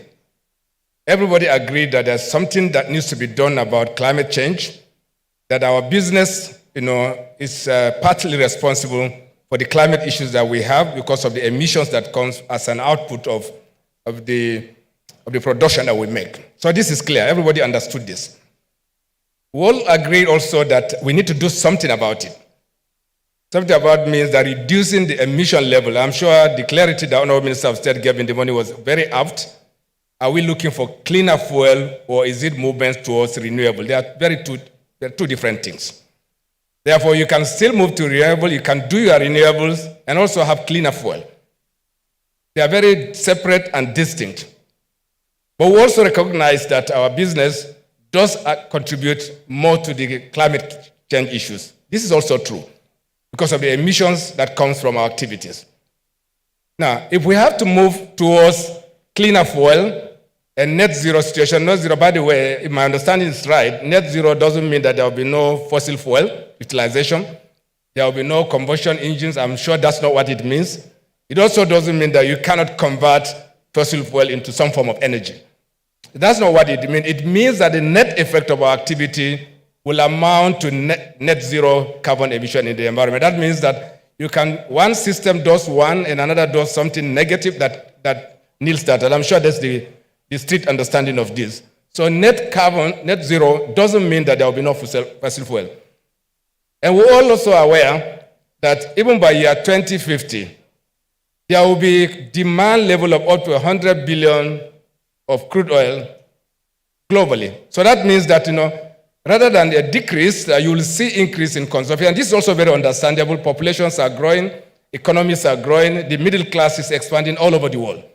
And therefore, you will have continuous need for energy in every form that you will imagine. So no one is saying that there will be no fossil fuel in year 2050 or 2060. There are commitments to net zero from our country at 2060 and from very many jurisdictions about 2050. This is also true. That means that all of us are ready to do something to make sure that we arrive at that situation. But when you say dehumanize it, it means that there are some set of people whose the effect of this transition can be very, very bad for them, or extreme in its consequences to them. And this, no doubt, cannot be very far from sub-Saharan Africa and very many other developing countries, where today energy poverty is at a level of 50% minimum, in some countries as high as 70%. In many countries, supply of electricity, access to electricity is at less than 30% in some countries today. Yes, we are doing better than that. But in some countries that you hardly get an average sub-Saharan country that is doing more than 70%. So we know that energy poverty is there, that something must close it. But the road to that is not renewables. There's not a single road to that. And the world has also accepted that the cleaner path to net zero in the energy transition is through gas. And that's why in this country, we are doing everything possible to accelerate our access to gas, monetization of gas, also both in the domestic market and for export. But as you do this, we are also conscious of the fact that it comes with consequences across the globe. For instance, managing affordability of energy itself. We know that per capita cost of power, for instance, from the renewables, is still higher than that from hydrocarbon, and much, much higher, to be specific, on an average per capita cost while you are looking at it from gas. So we know that when you shift, some set of people will have to pay for it. Either in terms of subsidy, no one wants subsidy, or in terms of higher cost of energy, that some people will pay for it. And the end result is that once people can't afford energy, then of course in economic growth, prosperity can become stunted. And therefore, energy transition must take into context the very fact that, very hasty implementation, very hasty drive towards elimination of fossil fuel. I'm not sure anybody wants to eliminate fossil fuel. That's not what the world is saying. But even that speedy movement can actually mean some form of injustice to some set of people. And of course, you also have to be aware that as we transit in the human part of it, is that there must be a recovery plan. That as we substitute one form of energy for the other, then what's the alternative? What can they do? For instance, in our country here today, charcoal, let's call the local name that everybody is aware of. Today, 70% of cooking energy, source of cooking energy for cooking comes from burning charcoal. And that means, where's that coming from? We are burning down the trees. Yes, and I had the minister say you can plant a tree as you burn one. But of course, you know that the speed with which you burn and you destroy, cannot come up at the same speed. So definitely, we are seeing that effect today. Not that people are not planting trees, but that's going on. But today, in this country, the Sahara Desert is moving southwards 4 kilometers every year. If you don't do something to stop deforestation, it comes with its own consequences. Therefore, the desert will continue to move south, and with it comes some of the natural results that we are seeing today. All the conflicts that you are seeing, herdsmen, cattle rearers, and farmers' clashes, they are all issues around what the energy situation is. It's issues around the fight for resources. Because once you cannot have access, once you cut down the trees, people will move southwards, whether they start looking for pasture, and of course, all those conflicts. That's the other human side of it. That means the energy transition must also look at the possibility of financing reforestation in places where these challenges are coming up. And also, there are energy markets today that we know, typically around fossil fuel. But that energy market must be reshaped and must be designed in such a way that transaction around carbon credits that we see today has to take a different shape. Because what we see today does not compensate for the investment that business people do, and therefore there must be that balance. These two markets need to speak to themselves so that there is complete harmonization of systems and processes. And of course, as we speak, I'm sure the ordinary man in the street will think we're just talking grammar. Let me use the Nigerian parlance, in the sense that the literacy around the need for this energy transition is very weak. No matter what you say, the people will say that, look, I don't even have access to electricity 24 hours in my house. You are asking me to stop using electricity that is coming from fossil oil. Also, you are asking me to install solar panels in my home. They have no capacity to do this. I'm sure that when it comes to individual level, small scale level, that is the individual that's going to do it. And people don't have the resources to do this at this moment. That means somebody has to invest on it. Once people invest on it, they will expect that they can recover their cost. And that means that market really needs to also be developed. And also, there are a number of numbers going around that energy transition can actually moving towards the renewables can create 185 million jobs by year 2050. Yes, it does. But how many more is it also going to eliminate? You don't see statistics around that. And of course, as we do this, as we progress, I'm sure that that balance is also needs to be recognized so that, as you create one set of jobs, you should also be conscious of the fact that you could be destroying other set of jobs. And for us now, coming back to sub-Saharan Africa today, what is the choice that is left to us? The choice that is left to us is to build on the gas resources, the enormous gas resources we have in sub-Saharan Africa, particularly in Nigeria. There's enough gas to power West Africa, to power the whole of West Africa, just in this country today. With about 600 trillion scope of gas in place, you sure know that even if you at any level, at any number that you look at in today's context, on the technical possibility that is there, you will have gas to burn for the next 100 years. That's really what it means. And then what are we doing today here? First is to ensure that we create the infrastructure that is necessary to deliver gas into the domestic market and also create infrastructure for the export market. There are a number of interventions going on, creating the backbone infrastructure in our country. We call the lines that will connect the OB3 into the western flank and also run the AKK line all the way to Kano. If you do this, you have a Y-shaped structure which will make gas access available to every nook and country of this with a maximum of maybe 200 to 300 kilometers of spur line. So that is easy. That is the quick way to bring in gas into domestic market. Of course, as we're doing this, of course, we also know that we have enormous gas resources for export. And that's where we're also taking the next initiative. First is to convert it to value, which is the ammonia, urea, and so on, that a number of initiatives are going on with NMPC and with other partners so that we're able to monetize this gas, convert it into valuable product, we add value to it, and also convert it into LNG so that for export. There are a number of interventions that are going on today, and we think that today this time is the best of opportunity that we have because the world needs the gas today, as far as late as yesterday, and things must change also locally so that the ordinary people can have access to LPG and so on, so that we can have a replacement for the wood that we burn to create power in our kitchen. So ultimately, how do you humanize all this? Is that to see the transition as a journey that recognizes geography and location and circumstances. And by doing this, you're also providing energy to those who need it now and also providing energy for tomorrow, which is what NMPC will stand for. Thank you very much.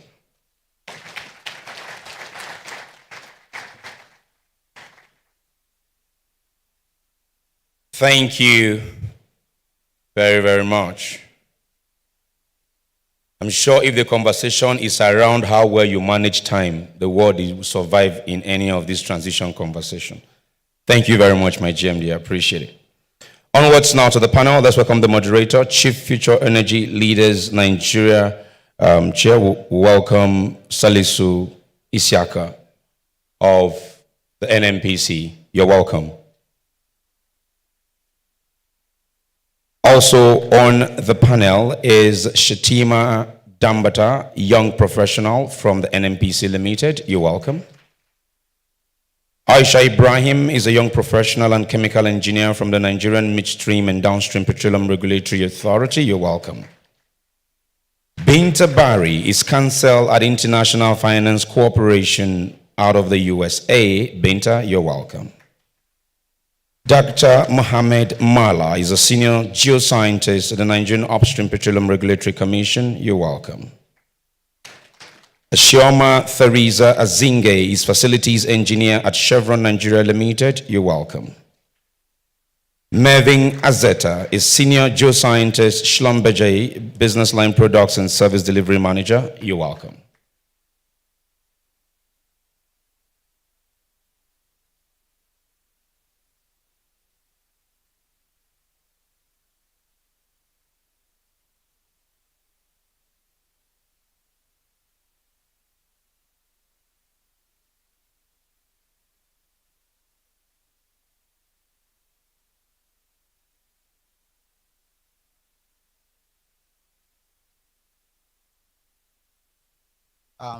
It appears that we have a very great marathon today.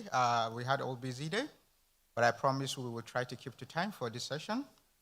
My name is Alice Isiak, and I'm moderating this session, and I would like to welcome everyone to this maiden edition of the Young Professionals session, where we try to bring young professionals from the best organization in Nigeria and even abroad to come and give their perspective and insight into the key challenges confronting the energy industry.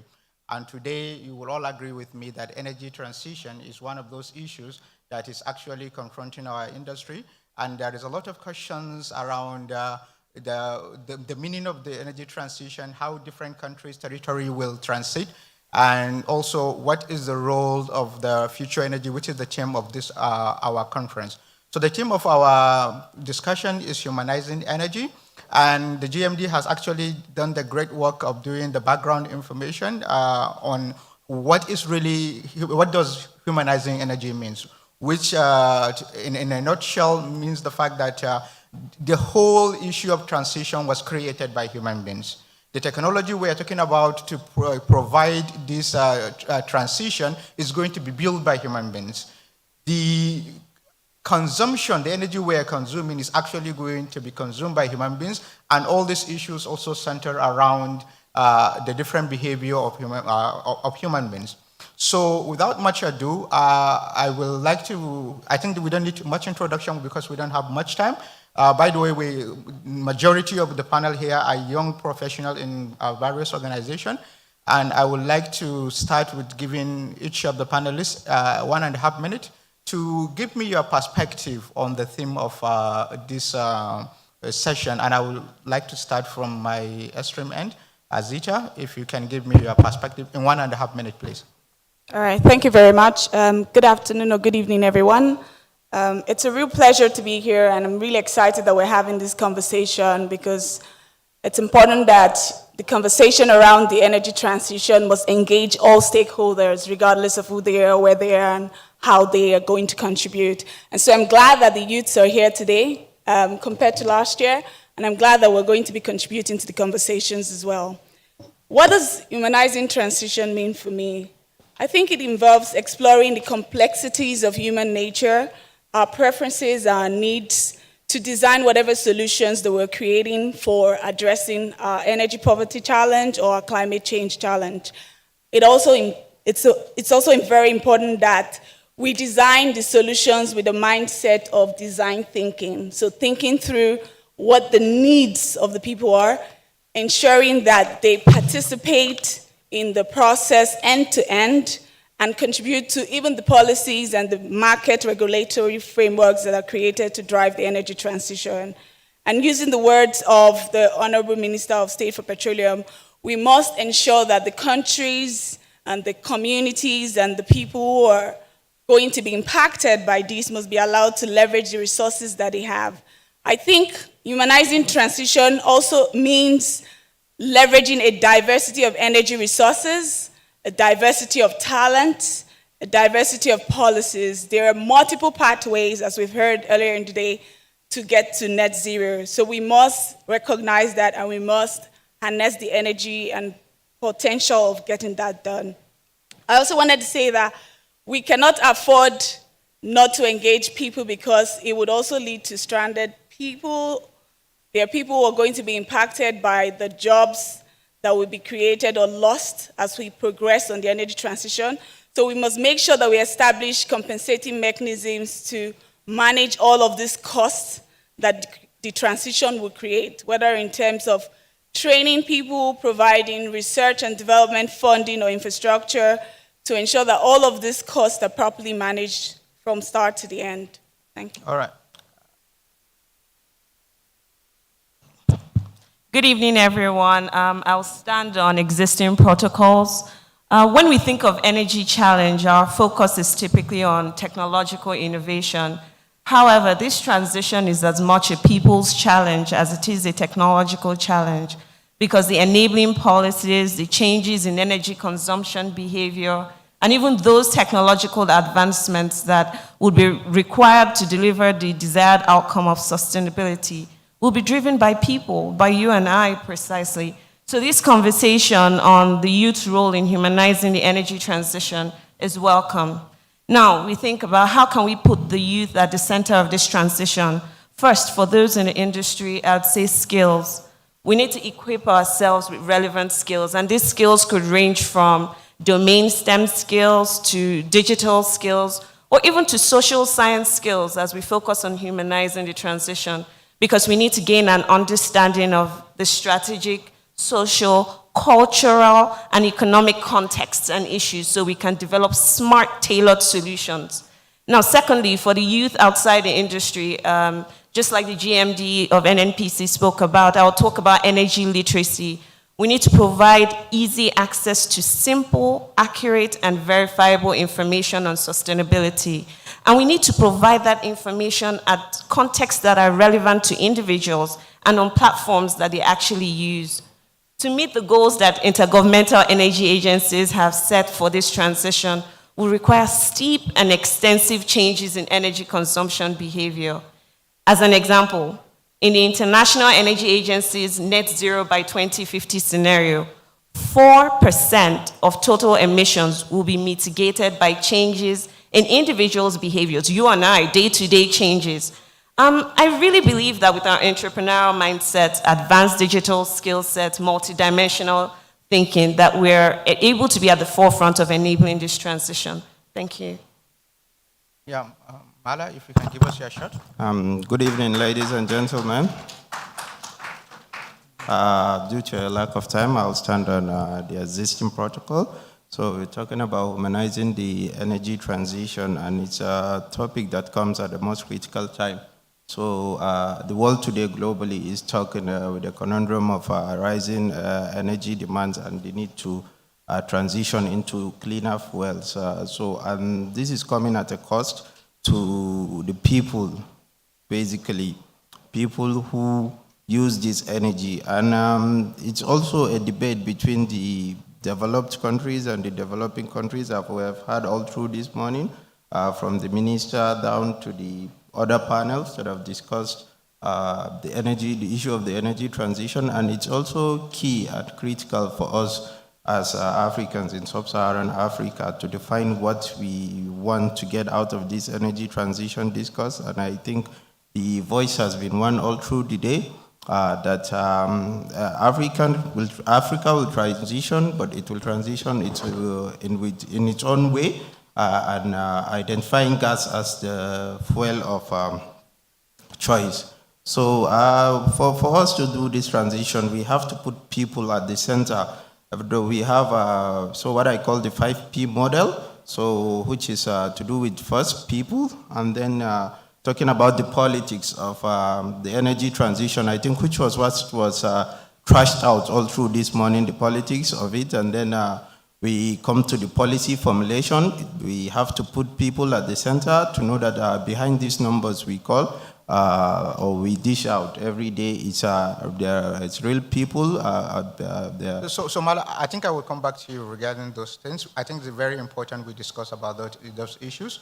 We will come up with a follow-up questions on that. Okay. And with this, I think I will call on Binta to give us your thoughts on this theme of this. Hi, everyone. I will start by saying that I am not a representative of the institution that employs me, so I will be speaking in my own capacity and expressing my own personal views. First of all, I want to say that I'm really blessed. I feel really blessed to be in the great country of Nigeria, the land of the proud and the bold. Coming from the Republic of Guinea and being a true Pan-Africanist, I'm really happy to be in a country where I felt welcome, and I hope for further cooperation between and within the African continent. So on the subject that we are discussing today, humanizing, it's all about putting human first. We have 3 key challenges that we are facing on the continent, which is first, energy access. How do we provide energy, electricity in particular, to every single individual on the continent at a cheap cost? The second one is the energy independence. We can see it today with the ongoing war in Ukraine, how being energetically independent is important for the future of the African continent. And the third item is the energy transition. Climate change is real. We cannot deny it. But at the same time, we have these 2 other items that I mentioned before that are conflicting with this issue. So I think that there's some room for discussion on these 3 topics, and I'm happy to be sharing this floor with my co-panelists to discuss it. Thank you very much. Aisha, what's your thought on the theme of the session? Okay. Good afternoon or good evening. So energy transition. The whole of today, I think what I'll be taking home is that energy transition or energy movement is just tailored to each individual countries. So you see Nigeria using gas or other countries really using renewables. And I want to bring this down to the human level. So even for humans as well, our drivers, as it is for different countries, is different. I'll give you an example. For my sister who works in SDGs, it's a moral obligation. For my brother, it's science. For my sister, it's something as simple as social media. So you see, what this tells us is that even to solve issues with, in terms of energy transition and down to the level of people, different things are going to play out. From, am I going to accept, am I going to pick cost over, emissions? Am I going to adopt, am I going to talk to the woman in the market who uses diesel engine to try and tell her to use solar? How am I going to do that? Even in terms of energy efficiency and even reduction of energy waste, we have to also look at all this in a people perspective. And we also have to make sure that when we are doing this, we're making sure that everything aligns in a positive direction. We don't want a society where a young girl is trying to cut costs, trying to cut energy by having carpool and all that, but then she wouldn't use energy efficient systems or energy efficient gloves just because it won't take a good picture. So we need to look at the complexities of human nature generally. Thank you. Thank you. And last but not the least, Fatima. Right. Good evening, distinguished ladies and gentlemen. Without mincing words, for me, energy transition is associating energy transition with energy security. And what is energy security? This is to ensure that whatever system of energy you choose to adopt as a nation, energy must remain available, it must be accessible, it must be acceptable, and it must be affordable. So, mathematically, humanizing energy transition is ensuring that whatever pathway you choose to migrate, or whatever pathway you choose to attain energy security, it must be available, energy must be available, it must be accessible, it must be acceptable, and it must be affordable. Thank you. All right, thank you very much. It's good we have this perspective to understand. So, Teresa, before our session, there was a lot of conversation about digitalization. Basically, the session was dedicated to data, Barrell to data. And I know that we have had conversation around how digitalization can. So in your own word, do you think digitalization can enable energy transition in Nigeria? Okay. The session we had earlier was really amazing. I believe that with digital technologies, the possibilities are endless for us in energy and even outside energy. So I can think of a couple of examples. With 3D printing, for example, you can reduce the weight of airplanes, and that reduces the fuel that they use. With smart thermostats, you can anticipate how much energy usage occupants are going to have, and you can predict it. You can use default settings on air conditioning, heating systems, and all of that. Now, when I think about skills in data science, data analysis, and cybersecurity, that can help us reduce the cost of infrastructure. It can help us improve energy system and efficiencies. It can help us reduce losses associated with producing, distributing, or using energy, and people have given examples of that. We can increase the level of penetration of some of these energy resources through off-grid installations. I believe that the possibilities are really endless when we think about digitalization. Thank you very much.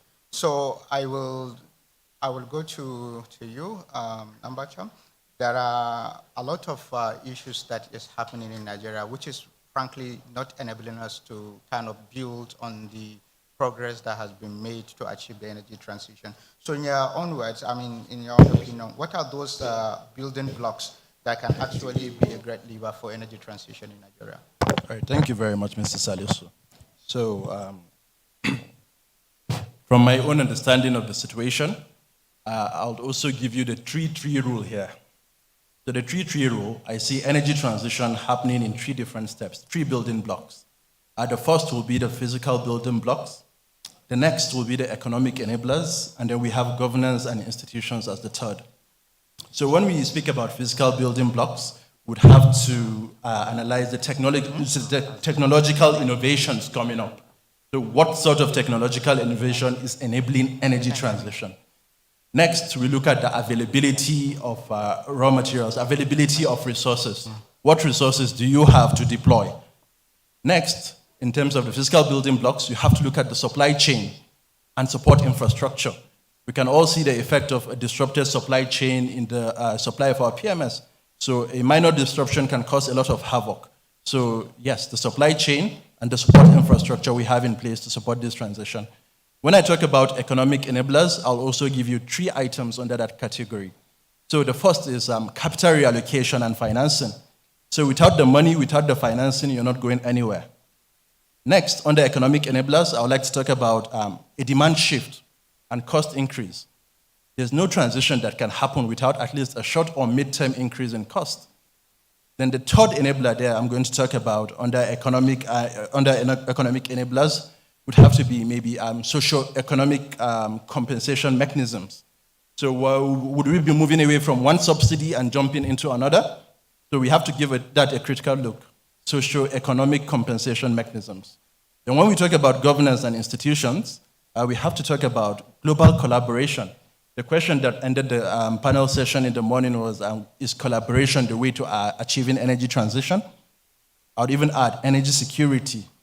So yes, global collaboration. The next I'll talk about under that is probably the institutions. We need to build strong institutions to enforce whatever laws we're coming up with, whatever changes we're trying to enact. And then the final one I'll talk about there is the sacrifices you and I, present, current, and future energy leaders are willing to make. So we need the consumer, the citizen support. By what degree are we willing to support this transition? None of us is willing to spend the night in darkness, or none of us is willing to forfeit our climate control because we're trying to protect the environment, but rather we're trying to see how efficiently we can do that without disrupting the ecosystem. Thank you. Thank you very much on that perspective. If I quickly move to Dr. Mala, from the regulatory point of view, what do you think the kind of policy that we will need in Nigeria to really accelerate our energy transition? Thank you for that question. So for the policy side in Nigeria, like I was talking about earlier, it's to put people at the center because, in my own opinion, we have to put energy access for Nigerians because Nigeria is energy poor and energy access have to come before energy transition for us. So any policy we are considering to do with the energy transition, you have to put people at the center. And before you talk about the politics, then the policy, the pricing, and then maybe the other key aspects of it, such as the public-private partnerships and the financing that will come. So in my opinion, you have to put people at the center and energy access first, because if you have heard even from the GMD and other speakers, you have people without access to clean cooking. It's a big issue. When we're talking about energy access, we are not talking about providing solar lanterns because there's only so much you can do with solar lanterns. So in terms of the policy, any policy we have to do in Nigeria, I would say we have to put people at the center of it, and we should put energy access before energy transition. Thank you. All right. Thank you very much, for that viewpoint. If I move to Marvin, you see, the major culprit of climate change today in the world is actually the energy sector, and particularly the oil and gas sector, which is accounting for the larger percentage of the emissions that we have. So Marvin, you are from the service provider part of the industry, and like many people have said, they are one of the innovators that are really creating solutions for the industry. From that point of view, do you think it's very easy for the oil and gas industry to kind of replace their infrastructure, their assets, everything they have to really transit to a cleaner fuel? Or do you think there should be a kind of a paradigm shift, a complete set of technology, a complete set of structure and orientation? Thank you, Talisu, for that question. So if I were to answer that very simply, it would be, of course, we can work with the current infrastructure that we have. We can upgrade those infrastructure regardless of whether they're aging or not. We can retrofit them with new technologies, digital technologies that can help us improve our production and deliver on all the objectives that we have with respect to the energy transition. However, we have to keep in mind the fact that we can't apply the same solution to every circumstance. We have to be very, very contextual, as Teresa had mentioned. We have to take it case by case. So for aging infrastructure that cannot be retrofitted or changed completely, or that cannot be upgraded, we have to obviously change completely and install new technologies that can drive some of the demands that we want, or meet some of the demands that we want. In terms of the technologies that are able to be retrofitted, for example, Schlumberger has a number of those technologies that can be applied to help even decarbonize your process and operations to still deliver cleaner fuels to the market. Thank you very much. I've just been reminded of time, and we promise that we will make it very snappy. So I will quickly go to Aisha. Aisha, what do you think, in your own opinion, how do you think Nigeria can achieve a very diverse and a just transition? Okay, thank you very much. So starting with, and this panel does not actually justify this point, we have to make sure that all genders are included. And statistics shows that about 22% of women own or hold jobs in the oil and gas sector currently. And if anybody should be driving change, is women, because we're looking for cleaner ways, especially for domestic cooking. So I think that women should be included in this drive. I think that it should start early. I think that we need to encourage young girls in STEM and entrepreneurship. I think that if anything COVID has taught us is that we can actually have a flexible working hour, which will help women generally. I think that quotas should be given to women in leadership positions up there. And in terms of generally, I think that we need to include societies, rural areas. They're the ones that are affected by climate change and energy transition. And so we need to include them as we make this move, even starting from planning stage all the way to execution. In terms of including everybody, I think that we need to incorporate an inclusive culture across organizations everywhere.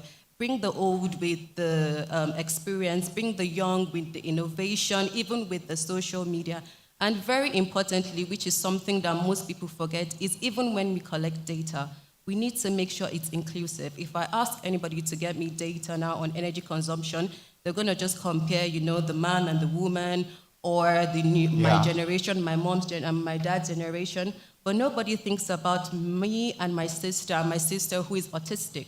So these are areas that we need to look into in terms of having a diverse energy transition. Thank you very much. So if I hear you, diversity in culture, diversity in gender, and I'm happy to tell you that in our panel we have over 50% of. That's why I said it's not evident. So we are actually gender compliant. Yeah.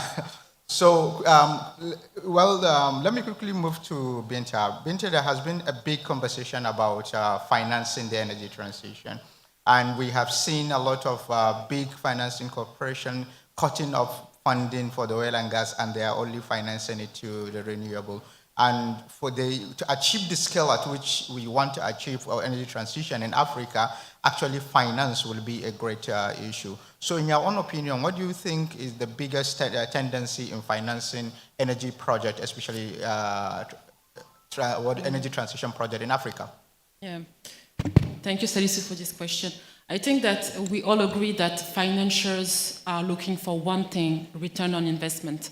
So the tendency that we can see, going forward, is financiers looking at projects that are well structured, bankable ones, with strong off-takers. So in Africa, that will be corporate, mining industry, industrials, commercials, etc., which is, in my opinion, not enough. I wish that state-owned utilities were more efficient, were more capitalized, maybe with the help of the state. I know it's a controversial subject. So this is a tendency for external financing, like coming from abroad. But in my true opinion, I think that the way forward for Africa is to be able to finance projects themselves. We have the capacity, we have the money internally to power our economies ourselves. This is made through tapping into local capital markets, tapping into fiscal revenues. We can even initiate bonds, etc. So, in my opinion, if we want to go forward and if we want Africa to be energetically independent, we have to start looking at ways to fund our project ourselves with local currency. To me, it's the way forward. Yeah, thank you very much on that. Because of time, that's a good one. So because of time, I would like to, we have a lot to discuss, but we don't have the time to really exhaust all the conversation we want to have around humanizing energy, and we have to give our audience the chance to also ask questions. But I want people, if you have any question, we don't want any protocol. You just go direct your question within 30 seconds, and you can direct it to whoever you want to, and the floor is open. Anyone with any question?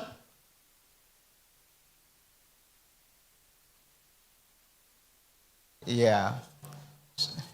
Yes. So we have 3 seconds for anybody that wants to ask a question. Otherwise, we will move. Okay, I think there is one person over there that wants to ask a question.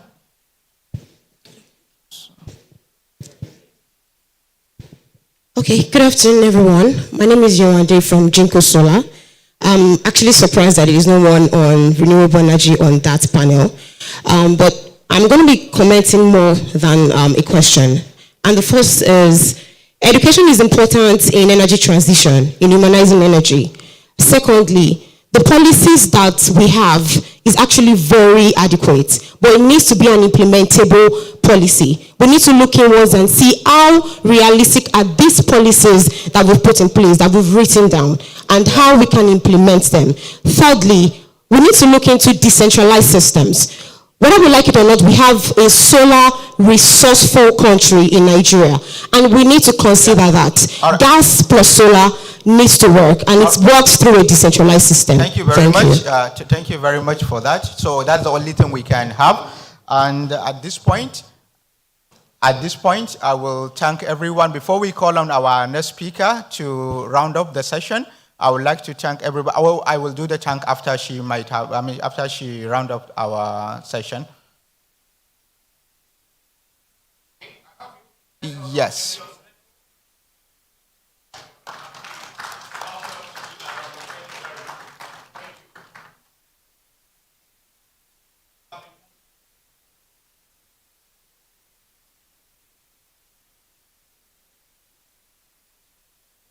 MON, OFR, ON, I'll give you. Don't worry. MON.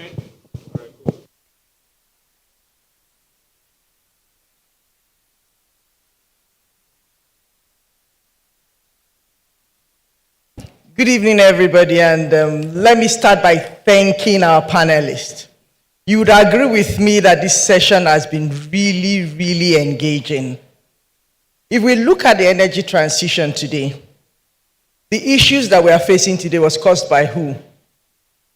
Humans. Who is going to find the solution? Humans. You look at supply, you look at demand.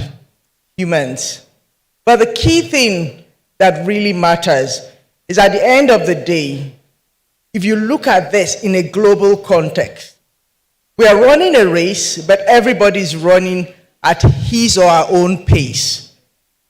For us to be able to make the change we truly desire, we've got to make sure that we are accommodating everybody. And when we talk about accommodating everybody, you agree with me today that GMD has demonstrated that we can accommodate everyone by ensuring that the youths, they have a voice in this. So if we in Nigeria want to make our story successful, we must involve the youth. Net zero for us in Nigeria comes in by 2060, 38 years from now. If I look through this room, if you are above 45, 38 years from now is what? So should we be actually developing solutions for people that will be living 38 years from now without involving them? Speaks a lot. So as we go about our journey, we've got to make sure it's all inclusive. I love the fact that you talked about involving the youth, involving people from the rural areas. They have a voice in this also. It's mostly about behaviors. How can we change our behaviors? And we've got to go out to do that stakeholder engagement. It's really very important. We live in a world today where the Western world, they are moving at a very fast pace. For us in Nigeria, we're a developing economy. We are coming behind them, not as fast as they are. But if today we hear we cannot be funded, what's going to happen to us? Sub-Saharan Africa. So it's time for us to bring out that creative thinking, whether it's technology, whether it's in financing. That creative thinking must come out. And for us to be able to achieve that, we must make sure we are carrying everyone along. It is a journey, and in going on that journey, every single person in our world today, in Nigeria, let's focus on Nigeria and Africa. For us to make that journey and be successful, we've got to carry everyone around. Everyone's point really matters. For the youth, the future is yours. You've got to go out there and be counted. You've got to make your voice heard. If you look at the social media today, look at mobile networks, just look at everything in the world making the buzz around. And ask yourselves, the change has come because of youths in there. The energy section is not any different. Your voice really matters. Make sure you stand counted. Thank you, everyone, and let's enjoy the rest of the evening. At this point, I would like to thank the organizers for actually this maiden edition of this young professional session. We would like to thank the GMD for supporting this initiative and also the MD SNEPCO, but our greatest thank goes to the organizers. And also to my amazing panelists, thank you very much for your insight. And also to our wonderful audience, you've been so amazing and patient. We understand how difficult today has been from different session to another session. We are collaborating with Anderson, and we are hoping to bring an even more bigger Young Professional Summit. Very soon we will send out our communication, and we hope to see everybody, and we hope to get the support of all the people in the industry. This, I say thank you very much. Enjoy the rest of the evening and enjoy the rest of the day. My mic. Thank you. Okay, so this is the crew change taking place gradually in the industry. This is the present passing the baton gradually to the future. Give them another round of applause. Thank you very much. Mr. Teller, you have an appreciation gift for them. Yes, please step forward. So Mr. Teller is going to, on behalf of the Permanent Secretary of the Federal Ministry of Petroleum Resources, show an appreciation on behalf of NIES. To each of you, our panel members, thank you very much. Why that is happening, okay, the montage.